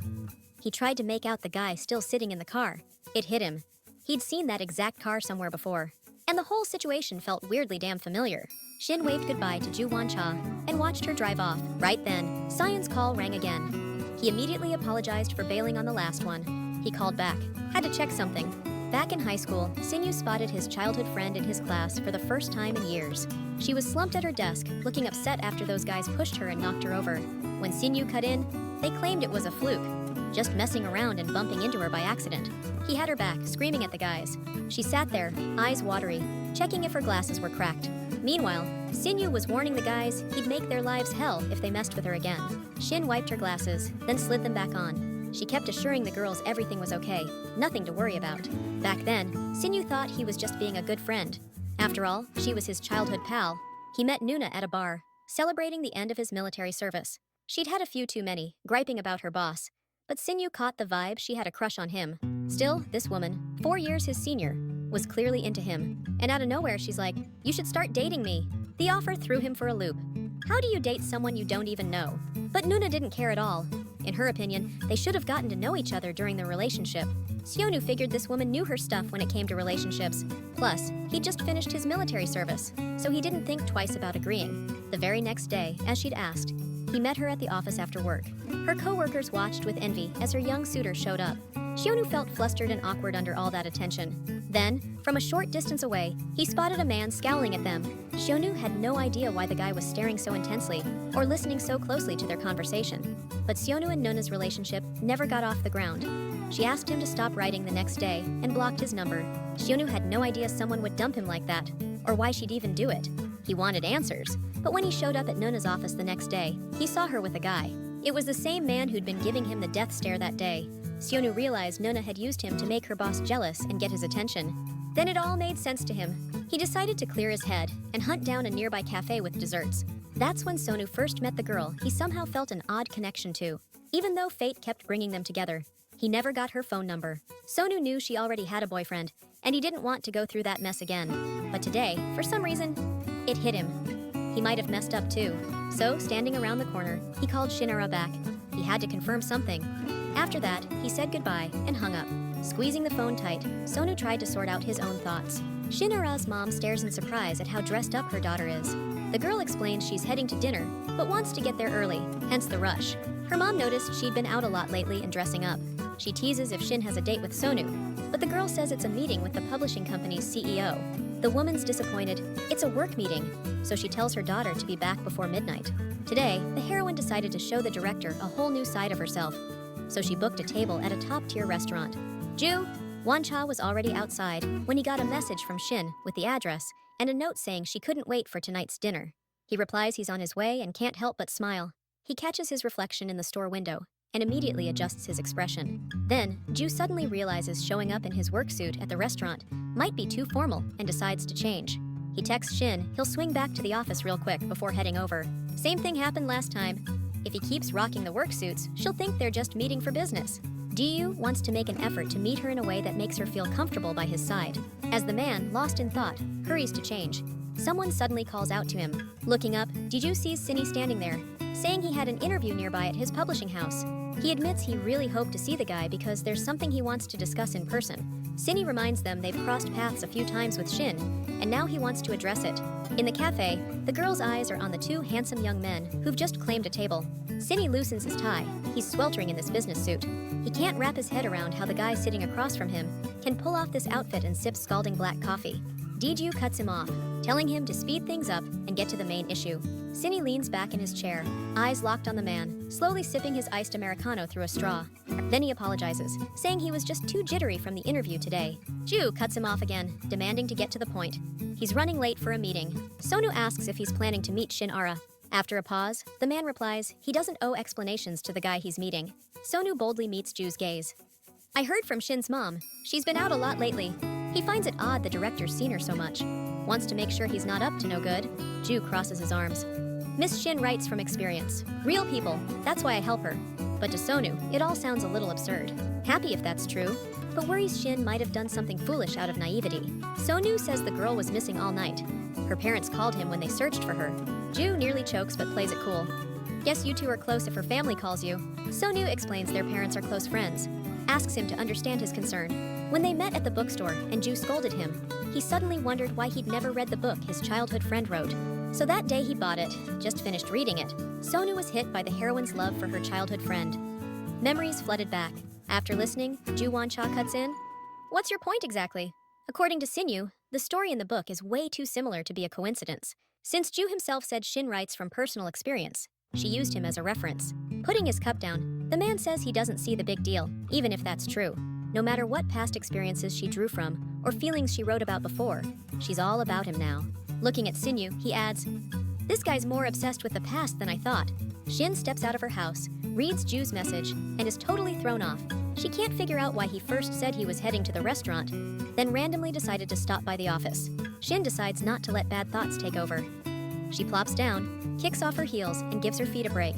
Since there's still time before her reservation, she grabs a coffee. Ju Wancha glances at his watch and asks, you done with what you needed to say, Sinyu? He says he can't be late, so he's out. He pushes back his chair and stands up. Ju adds, I get the guy's worried about Shin, but he should leave it alone. Guys who ignored her for ages and suddenly act all caring? Not even popular in novels. Ju Wancha walks out of the cafe, and out of nowhere, Shin's standing there. He says, something came up, let's hurry to the restaurant. But he can't get Shin away in time because Sina steps out right behind him. He smirks, realizing he now knows exactly who the director had a meeting with. The heroine has no idea why Sina's here. Then it hits her. She's not wearing a wig or heavy makeup today. He recognizes her. The guy leans closer to Shin and says he wants to thank her for the tie she gave him that day. Ju stands there, silent, but anger is boiling under his skin. Sina keeps pushing, insisting that Tai helped him land his job interview. Unable to take the show any longer, Ju grabs Shin's hand and tells her to calm down. Shielding her behind him, he warns Sina to watch his tone when talking to another guy's girlfriend. That's just rude. Shin turns beet red when she hears Ju call her his girlfriend. She remembers they only faked being a couple, but her heart still skips a beat when he says it. After telling the guy off, Ju Wancha turns around and calls Shin's name. But Sina suddenly grabs her wrist and blurts, "Wait!" Shin yanks her arm free and says, "My guy hates this. If we ever cross paths again, act like we don't know each other." She walks off, leaving Sina frozen in the middle of the street, completely lost. But the shock fades fast. He smirks. Now he's got a plan to make that girl see him around her place all the time. Shin tells Ju Won-cha to stop. These heels are making it hard for her to keep up with him. Only now does the man notice how she's dressed for their meeting. He says her dress is pretty cute. She's totally flustered when he says stuff like that out of nowhere. Ju remembers she wore a similar dress the day she accidentally walked into his office. He recalls she met her childhood friend that day, but she never explained why. And when Ju found out she even gave him a tie, he got curious. Was all that just a coincidence? Shin admits she didn't plan to run into Sinyu that day, but she wasn't just there by accident. She's determined to tell Ju she went to his office on purpose, to see him. But she starts by telling how she spilled coffee on Sinyu and handed him the tie she found in her bag.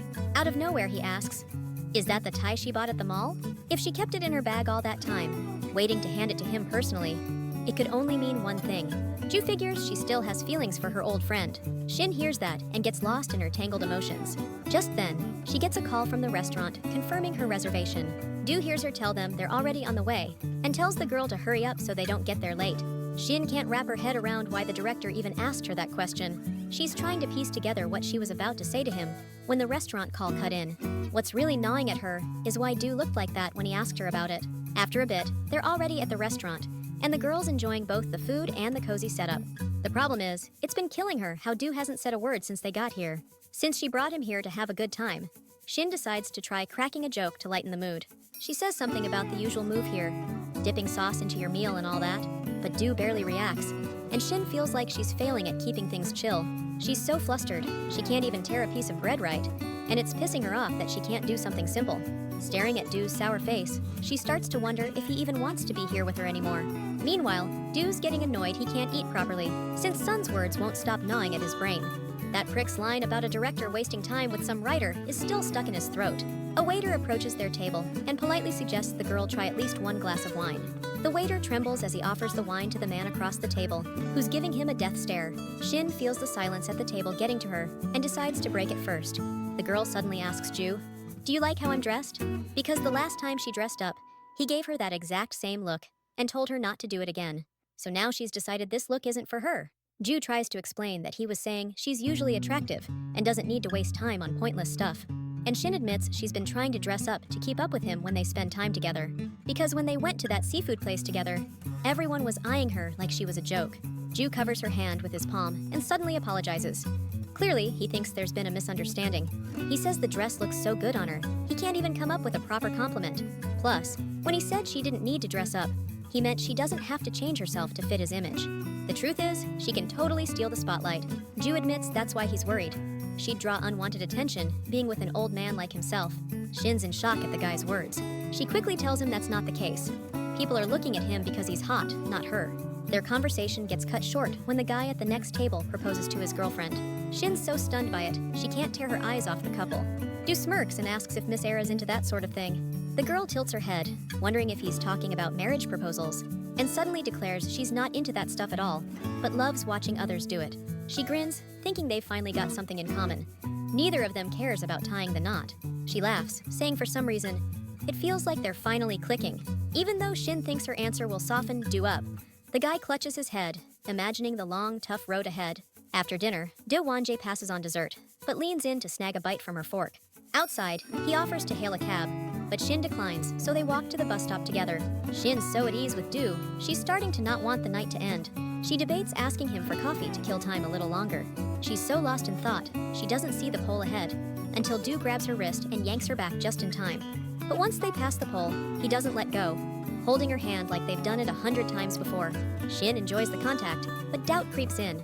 Maybe he's just holding her so she doesn't bonk her head. She glances at the guy, thinking about how kind he's been to her lately. Diju isn't just being attentive. He's acting like they're in something more serious.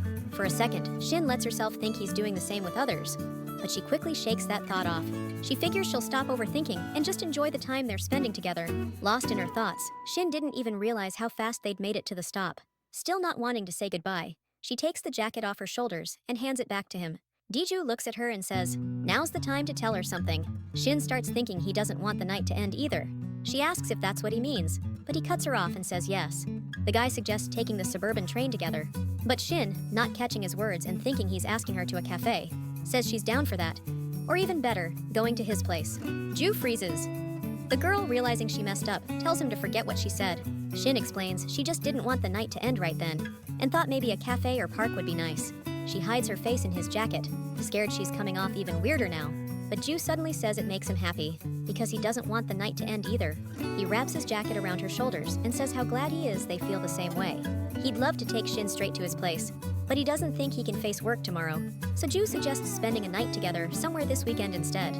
The next day, the heroine meets the director at a cozy soup cafe. He's a regular for lunch here. She's thrilled to dig into her favorite soup and get a chance to learn more about Ju. Since Shin knows how busy he is, she took it upon herself to scout out some weekend getaway spots. She's picked a few options and lays them out for Ju now. There are 2-day, 1-night trips where they can have a great time and check out a bunch of sights. He listens carefully to Shin's ideas, even though they're way different from what he pictured in his head. He tells her to pick whatever she wants and just let him know how much it'll run. Shin offers to split the tab, but Ju insists he wants to make an impression. He admits that first night they spent together still gets to him. Even though that motel was a last-minute pick because of the situation, he still wants to make up for it. If Shin's still worried about him paying, he tells her to think of it as research for her novel. Watching Ju, the heroine realizes that night really bugs him, even though he shouldn't be stressing over it. She tells herself not to dwell on it and just focus on her work. Shin suddenly realizes she's really starting to get him. Doesn't even matter how he acts with others. Ju's super nice to her. She remembers she never gave him an answer that night. But just as she's about to say something, the waitress shows up with soup plates. Ju says he's going to be super swamped with interviews the next few days, and Shin promises to hit him up as soon as she picks a place. As he walks away, she wishes she could finally answer that question he asked. But they've got the whole weekend together, so she's got time to sort it out and tell him how she really feels. She's glad she decided to step out of the house today. She couldn't get her head down at home, so she grabbed her laptop and came out. But as soon as she logs into work, Sinu drops by their place. He's been stopping by so much lately, it's impossible to get work done at home. Shin strolls the street, brainstorming what to do. She really doesn't feel like going home. She figures a bookstore detour won't hurt. Eyeing the books, she thinks maybe a quiet cafe would be better for getting work done. Right then, a girl browsing the same shelf spots Shin and waves her over. The heroine doesn't recognize Namsoon at first, which really ticks her off. Shin tries to defend herself, saying Suwoon has totally changed since they last met. She tells them she's been hitting the books big time. Got a publishing company interview coming up? The heroine smirks and says, "Looks like you actually read my book soon." The girl doesn't want to admit it, so she says, "Whatever, I just skimmed the plot." Shin stares at her, then gets this weird vibe. When they were a trio, this girl always rubbed the heroine the wrong way. Now the heroine sees her in a whole new light. Hell, she's even kinda cute. Suwoon suddenly drops a bombshell. She's done wasting time on Shin. Career's her focus now. Nam feels great after spitting it out, says goodbye, and walks out of the store. She suddenly stops, turns around, and gives Shin a thumbs up. "You've got my support." After all, out of all the girls Shin's dated, it was just those two. Shin steps out of the store, mind racing. Hearing all that from Suwoon hits her like a ton of bricks. It's nice, but now her feelings are all over the place. Her phone suddenly blares from her bag, snapping her out of it. Shin's mom tells her daughter to drop by Sonu's place and grab their dishes. She's never been to his apartment since he moved out on his own. She hesitates at the door, then hears his voice from inside, telling her the door's unlocked. She pushes it open and calls out from the doorway that she's here for the food containers. Sonu walks out, towel drying his head, and apologizes for keeping them again. Shin freezes at the sight of his bare chest. It's the first time she's been this close to a guy's body, but staring at him, she catches herself wondering how Director Ju's would look. When Sonu asks if he just shocked her, she says the real surprise is him showering with the door wide open. He says he left it open because he knew she'd show up, then asks her to wait while he rinses the containers. As she waits, Shin glances around his place. Sonu tells her to sit down and offers a cup of coffee. They chat about the perks of living solo and not relying on your folks. Shin admits she's starting to think about moving out after seeing his setup. When Sonu rants about how awesome being alone is, she kind of wishes she could live that way too. He volunteers to help her find a new place, and Shin promises to consider it before heading out. But Sono says he forgot to mention the biggest perk of living alone. The girl leans in, eager to hear what he has to say. Sono steps closer to Shin, saying he just figured it out. His hand slowly drifts to her back, and suddenly he's inches away from her. Living alone means no distractions, he says. Just you and whoever you're into. He brushes a hand over her face as she tries to grasp what he just said. But all Sono's talking about, she's picturing with Ju, not him. At some point, he realizes Shin's so lost in her daydream she isn't even listening. He tries to snap her out of it, but just then, Ju calls and she answers. Shin tells her boss she can't chat long, but Sono catches her promising to figure out the details and get back to him. After hanging up, she turns to him. "What did you mean about liking someone?" But he doesn't finish his thought. just asks if she's heading out on that trip. She insists it's a business trip, but when he asks if she's going with her publisher's boss, she blushes. Shin tries to deny it, but the way her face is burning gives her away. She starts making excuses, explaining how being around you inspires her. But she realizes the relationship's just become an excuse to spend time with you. The guy's steaming, reminding her how he offered to hang out with her whenever she needed company. She thought he had plenty of friends to keep him busy without her. He acts all humble, saying he's actually not that popular. But Shin knows it's a lie. Still, he insists a lot of people get the wrong idea about him because of his looks. But in reality, he doesn't have many close friends. Shin points out all the girls hanging around him, but he waves it off, saying they're all taken. He dramatically slumps his shoulders, declaring he's clearly hit his high school limit. Shin recalls something So Young told her at the bookstore, and now she gets it was true all along. She tries cheering him up, knowing he's feeling like it's all over and things will only get worse. She's confused how she's suddenly the one comforting him. She tries to boost his confidence by saying she's totally fine being alone. And then he just blurts out if she wants to hang out. Since lonely people should stick together, right? He's already picking a cafe to go to this weekend, but Shin cuts him off. She says she's already got plans for the weekend. Shin admits it's about director Cha, and she can't cancel the trip. Sono asks if it's work-related, and after a pause, she nods. Then, he suggests using him as the prototype for her new book, just like last time. He admits he read Shin's first novel not long ago, and memories of their childhood kept coming back to him. Shin's terrified, thinking Sono's mad she wrote about him without asking. But he says after reading it, he finally got why she kept pushing him to read it.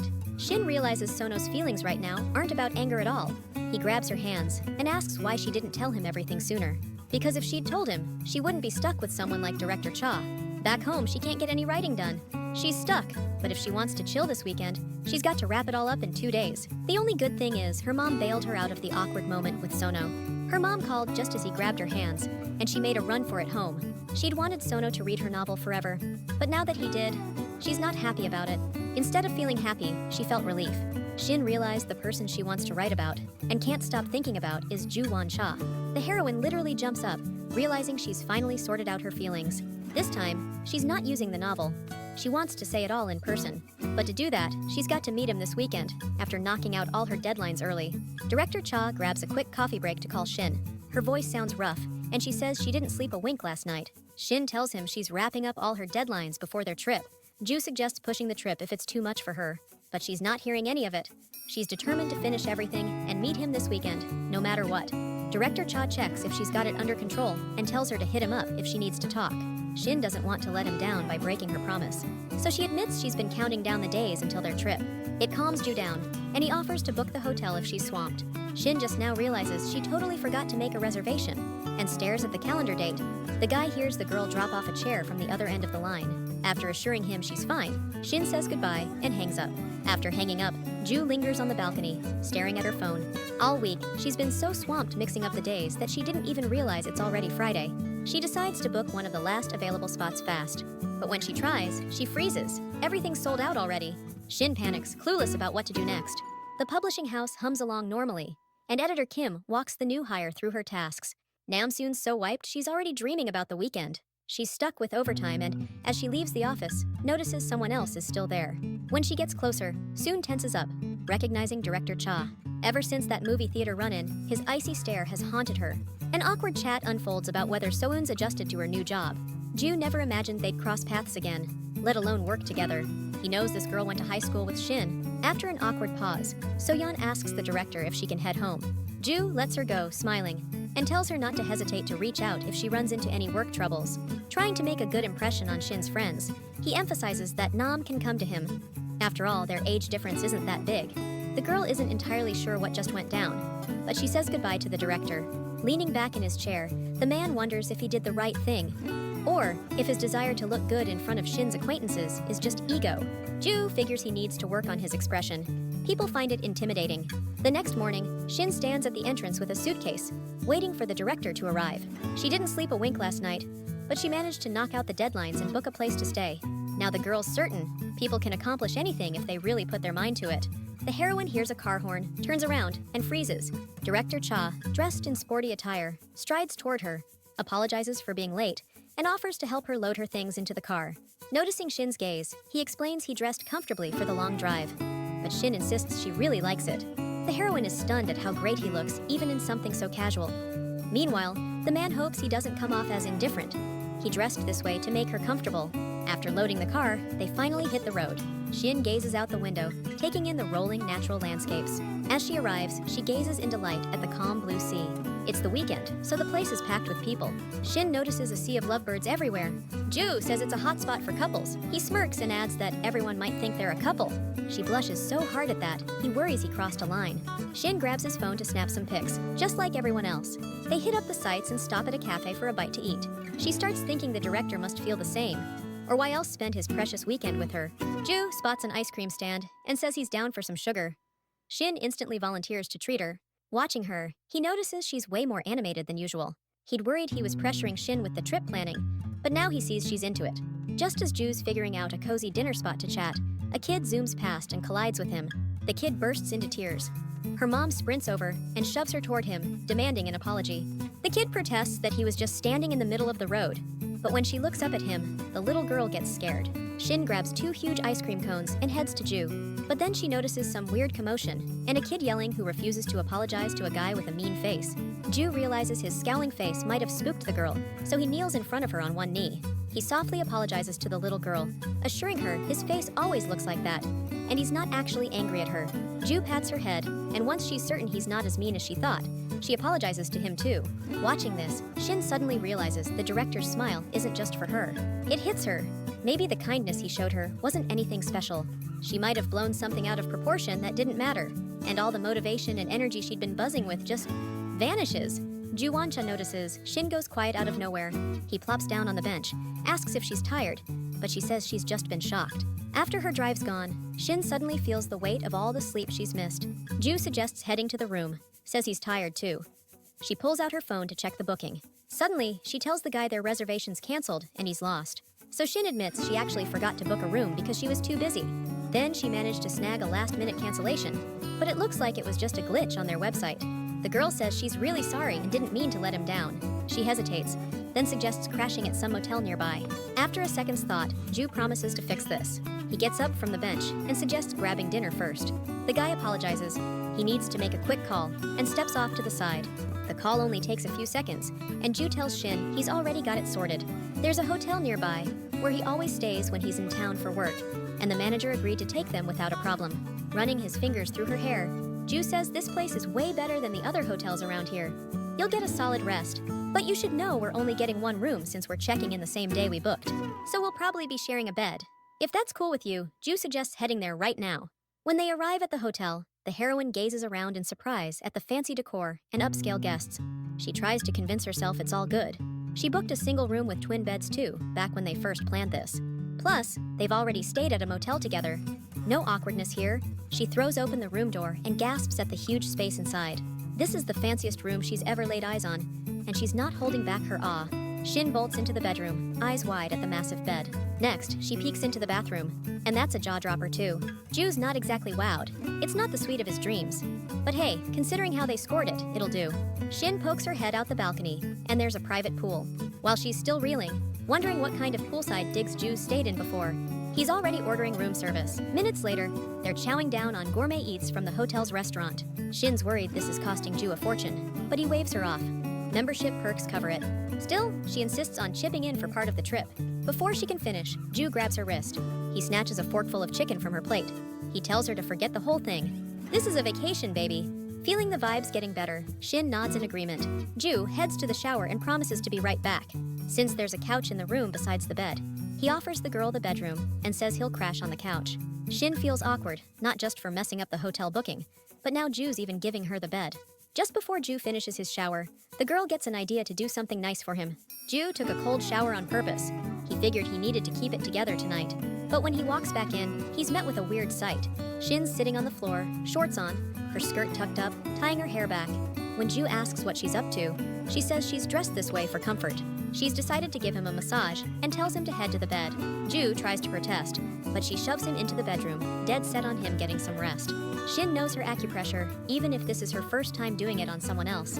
Even though he just calmed himself down with that cold shower, it's hard to say no to her excitement. She starts the massage, and Ju feels like she's actually really good at this. When Shin climbs over him to reach the other side, he's barely holding himself back.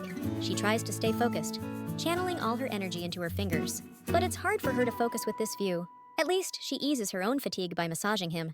Ju suddenly tells the girl it's her turn now. He quickly turns to her and says they came to the hotel because she claimed she was exhausted. The heroine panics at the thought of his hands on her body and him being disappointed. Ju steps closer and asks, "Why can she touch you but I can't?"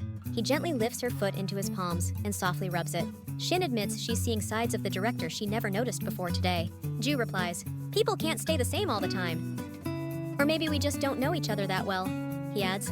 She glares at him, thinking he's got no right to say that. She's thrown off that just yesterday he was laughing with strangers she didn't even know. Before now, she felt like he was extra kind to her, no one else. Shin realizes it sounds like jealousy, but pushes on. "Maybe I got him all wrong this whole time." She apologizes for saying dumb stuff and says goodnight, heading for the couch. But Ju stops her, snatching her wrist. With a smooth motion, he pulls her close. In an instant, Shin is suddenly on his lap. She struggles to break free, but Ju's grip tightens. No way he's letting her go until she admits exactly what she got wrong. Totally flustered, Shin starts babbling about how his actions are messing with her head. The man locks his eyes on her, determined to make her meet his gaze. When she finally meets his stare, he says, "You still don't get it, do you?" Pressing her palm to his face, Ju murmurs, "I only do this for people who mean something to me. Aren't you dying to know what else I haven't shown you yet?" She's not sure who he's talking about, his special people, but her hand moves toward him anyway. Leaning into his lips, she whispers, "I'm really curious." Even the thought that he could be talking about someone else gives her a panic. Now, hoping this is just for her, Shin presses into a soft kiss. Suddenly, she can't breathe. When she pulls back just enough to open her eyes, she's staring at his face, lost in the moment. Feeling a rush of happiness, Shin kisses him again. But when she feels his lips start to trail down her neck, she suddenly pushes him away. It just hits her that she hasn't even taken a shower yet, so she rushes to the bathroom now. The heroine bolts out of the bedroom, slamming the door behind her. She needs time to calm her racing heart, so Shin decides to fill the tub and unwind a bit. Replaying the past few minutes in her head, she wonders if Ju kissed her because he sees her as special. It went a bit too far, but she was scared and came up with an excuse to leave. The author's imagination paints pictures of him walking into the bathroom to give her a back rub. Panic hits her again, but Shin quickly regains her composure, vowing to herself she won't run away this time. She stares at the door, expecting Ju to walk in any second, but he just doesn't show. Still no sign of him in the bathroom, Shin wraps her head in a towel, slips into a robe, and heads back to the room. Ju notices she's been gone for a while. He's sitting on the bed with a hairdryer, ready to help her dry her hair. Shin nervously meets his sharp gray eyes, the same stern look he always gives. Ju pats his knee, and she obediently walks over to him. He sits Shin on his lap and lifts the towel from her hair. Then he starts drying her hair, gently running his fingers through the strands. She feels the warmth of his large hands against her neck. He's so meticulous and caring that she savors every touch. Wait, does Shin's whole energy disappearing today just mean she was jealous of some kid younger than 10? Shin's all blushing, admitting it's more than jealousy. At that moment, he suddenly felt like a stranger to her. She loves that he's such a sweet, caring guy, and she's into finding out all his other sides. But the second she realized she still had so much to learn about him, he became this distant guy. Shin's like, "No, it's not about jealousy at all." And Ju wraps her up tight. He smirks, pressing a soft kiss to her neck. The kiss catches her off guard. Ju says, "I did that to help you chill out." He tightens his hold, finally doing what he's craved forever, pressing his face into her neck. He flips her over, pinning her to the bed. He's stunned she didn't get it. Like he thought it was obvious. But now Ju's thinking Shin got him all wrong. He promises he'll do his best to keep her from being embarrassed or getting distracted this time. He wants her to finally understand everything right. The sun wakes Ju up, and he sits up in bed, surprised how quick the morning came. Still, he got enough sleep and starts recalling what happened last night. When he tried to get close to Shin, she kicked him and shouted she wasn't sure she could go through with it. The girl bombards him with kicks from her tiny foot. Growing annoyed, he grabs her leg, and Shin tenses up. Tears in her eyes, she admits this is her first time, and says that's why she's so scared. He rests his hand on her shoulder, asking if she was really curious to know about him. The way he acts around people he cares about, the way he looks when he's with them. She listens carefully, a tear holding steady in her eye. She sits up and gives a quiet nod in reply to his question. He gently rests his palm over hers, saying she's the closest and most important person in his life right now. Then he moves in, tenderly kissing her lips and promising she'll see it for herself soon. That's how he becomes her first. After years of avoiding this, he just couldn't hold back anymore. He glances over at Shin's side of the bed and notices she's hiding under the blanket, face first. Ju figures the girl's probably wiped out, considering she's still asleep. He reaches out to tuck the blanket over her head, but when he pulls it back, he realizes Shin isn't under it. Not finding her in the bathroom either, he's baffled about where she could have gone. He plops onto the bed, trying to figure out what went wrong and what he messed up. Ju's scared Shin might hate him after last night. He thought they had a handle on things, that they understood each other, but now he's completely lost. Just as he decides to call Shin first, he hears a rustle in the next room. He turns around and sees her sitting on the couch, eating breakfast. She admits she was scarfing down food as fast as she could. She barely ate yesterday, so she was starving. Ju walks over and silently plops down next to her on the couch. After a beat, Shin apologizes. She explains he looked so peaceful and wiped out that she didn't want to wake him. Plus, she feels bad he was so worn out last night. She knows how much effort it takes, so she figured he needed to rest up. Hearing this, Ju grabs his head with both hands. Then he pulls Shin close, hugs her, and says it's not something she should apologize for at all. When Ju opens his eyes and realizes no one's around, he thinks maybe it was all a dream. But it felt too real to be a dream, so he panics, thinking she left because he messed up. Shin says she's really sorry and kisses him. Ju can't pull away and keeps kissing her. Laying her down on the couch, he gently traces his hand over her face and asks if her words meant she was waiting for him to come back. Shin feels the mood shifting again, just like it did last night. So she bolts up and says that now she's satisfied, she can get back to sleep. Ju, undoing his robe, says he can't ignore it when she talks like that, so he promises to not let her down. After a while, Ju takes Shin to a cafe for a real breakfast. He's going to the front desk to delay their checkout. He admits he wants to spend more time with Shin whenever the chance comes up. As soon as he walks out, the girl flops on the table. Her heart's racing so hard, it feels like it's about to leap out of her chest. She can't wrap her head around how anyone can even look each other in the eye after something like that. She's still so flustered, she's basically burning up. She realizes it's all on her. She's always been a homebody writer, never one for bold moves. Cha, the director, though, he's chilling like nothing's wrong. Old pro at networking, so this is just another day at the office for him. The age gap's starting to hit her harder. She's really beginning to wonder if they're even on the same wavelength. Shin's suddenly second-guessing herself again. Does someone like him even want someone like her? Plus, the whole, are they actually dating? Question is gnawing at her. And honestly, this mental back and forth is giving her a migraine. She decides there's only one thing on her mind now, making Ju like her even more. She's got a foolproof plan, pulls her laptop out of her bag like a rabbit out of a hat. When Ju asks why the laptop's out, she shrugs and says, just gonna get some work done. She's always dreamed of working at a place like this before becoming a writer. Now she wants to jot down every detail of their getaway. But Ju's got other ideas, snaps the laptop shut and says, don't need to write that down. The girl's lost. Why's he even bring that up? She thought he'd be cool with her working. He's starting to think Shin's using the whole research angle as a cover to get in his bed. Still, when he speaks out loud, it's all about whether she actually needs to work. Like, they came here to relax, right? Ju suggests to the girl they should do what they can only do here. Director Cha, unlike Shin, forgot his swimsuit, so he stayed on the chaise lounge. The heroine sits by the pool, happy she made a checklist before coming. A guy suddenly approaches her. He apologizes, asks if she's alone, then invites her to his bash. Shin says she's here with a guy, but he invites them both since everyone's in couples there. But his next line throws her for a loop. He mentions people sometimes swap partners at these parties. Shin's mad at first, but then she thinks, this place could be gold for her work. He promises she won't be disappointed, so he says bring her guy and join the party. Out of nowhere, Ju appears behind Shin, all serious and intense. He asks her in a tone that makes the guy's knees go weak, if she really wants to go there. He declares they're both too old for his party, then bolts. The couple stares after him in silence for a beat. Then Shin tells Ju not to stress. He's just bluffing. She didn't want to go, and he mumbles he never wanted to share her with anyone. The guy suddenly rants. Why does he feel like an overprotective parent, even though he's not married? The couple heads back to their room, and Ju pushes Shin against the pool wall, pressing her close while still fully clothed. He's trying to get why she's squirming. It was her idea to splash around, and he can only do this with her here. Ju's already second-guessing if Shin really wanted to chase after that other guy earlier. Blushing, she insists it's just that the pool feels way too cramped for her. Shin suddenly leaps back, but her foot slips on the wet pool floor. Ju grabs her wrist before she drops and pulls her up, yanking her out of the water.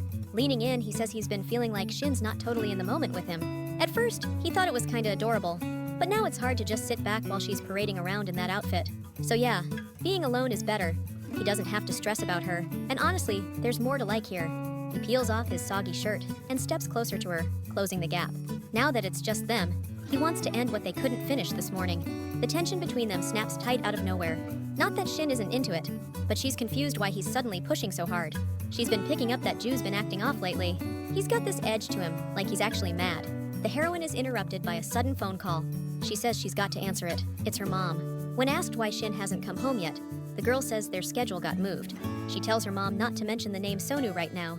When the mom asks who Shin's with, the daughter says it's not the best time to introduce him, and she'll check with him later. The girl chatted so long on the phone that Ju, getting impatient, leaves the pool. After the swim, they're starving, so they head to a cafe for lunch. The guy offers her some soup. Shin needs to keep up her strength. Since Ju's being nice again, the heroine figures he's not mad at her. She studies his face and thinks he's already feeling better, even though he kinda spooked her earlier. Shin recalls how Ju mentioned being super exhausted before arriving. Non-stop overtime lately. Now he's doing all this for her, even with how tired he is. After lunch, Ju Wancha asks where Shin wants to go next. Shin doesn't catch his question at first, so he repeats it.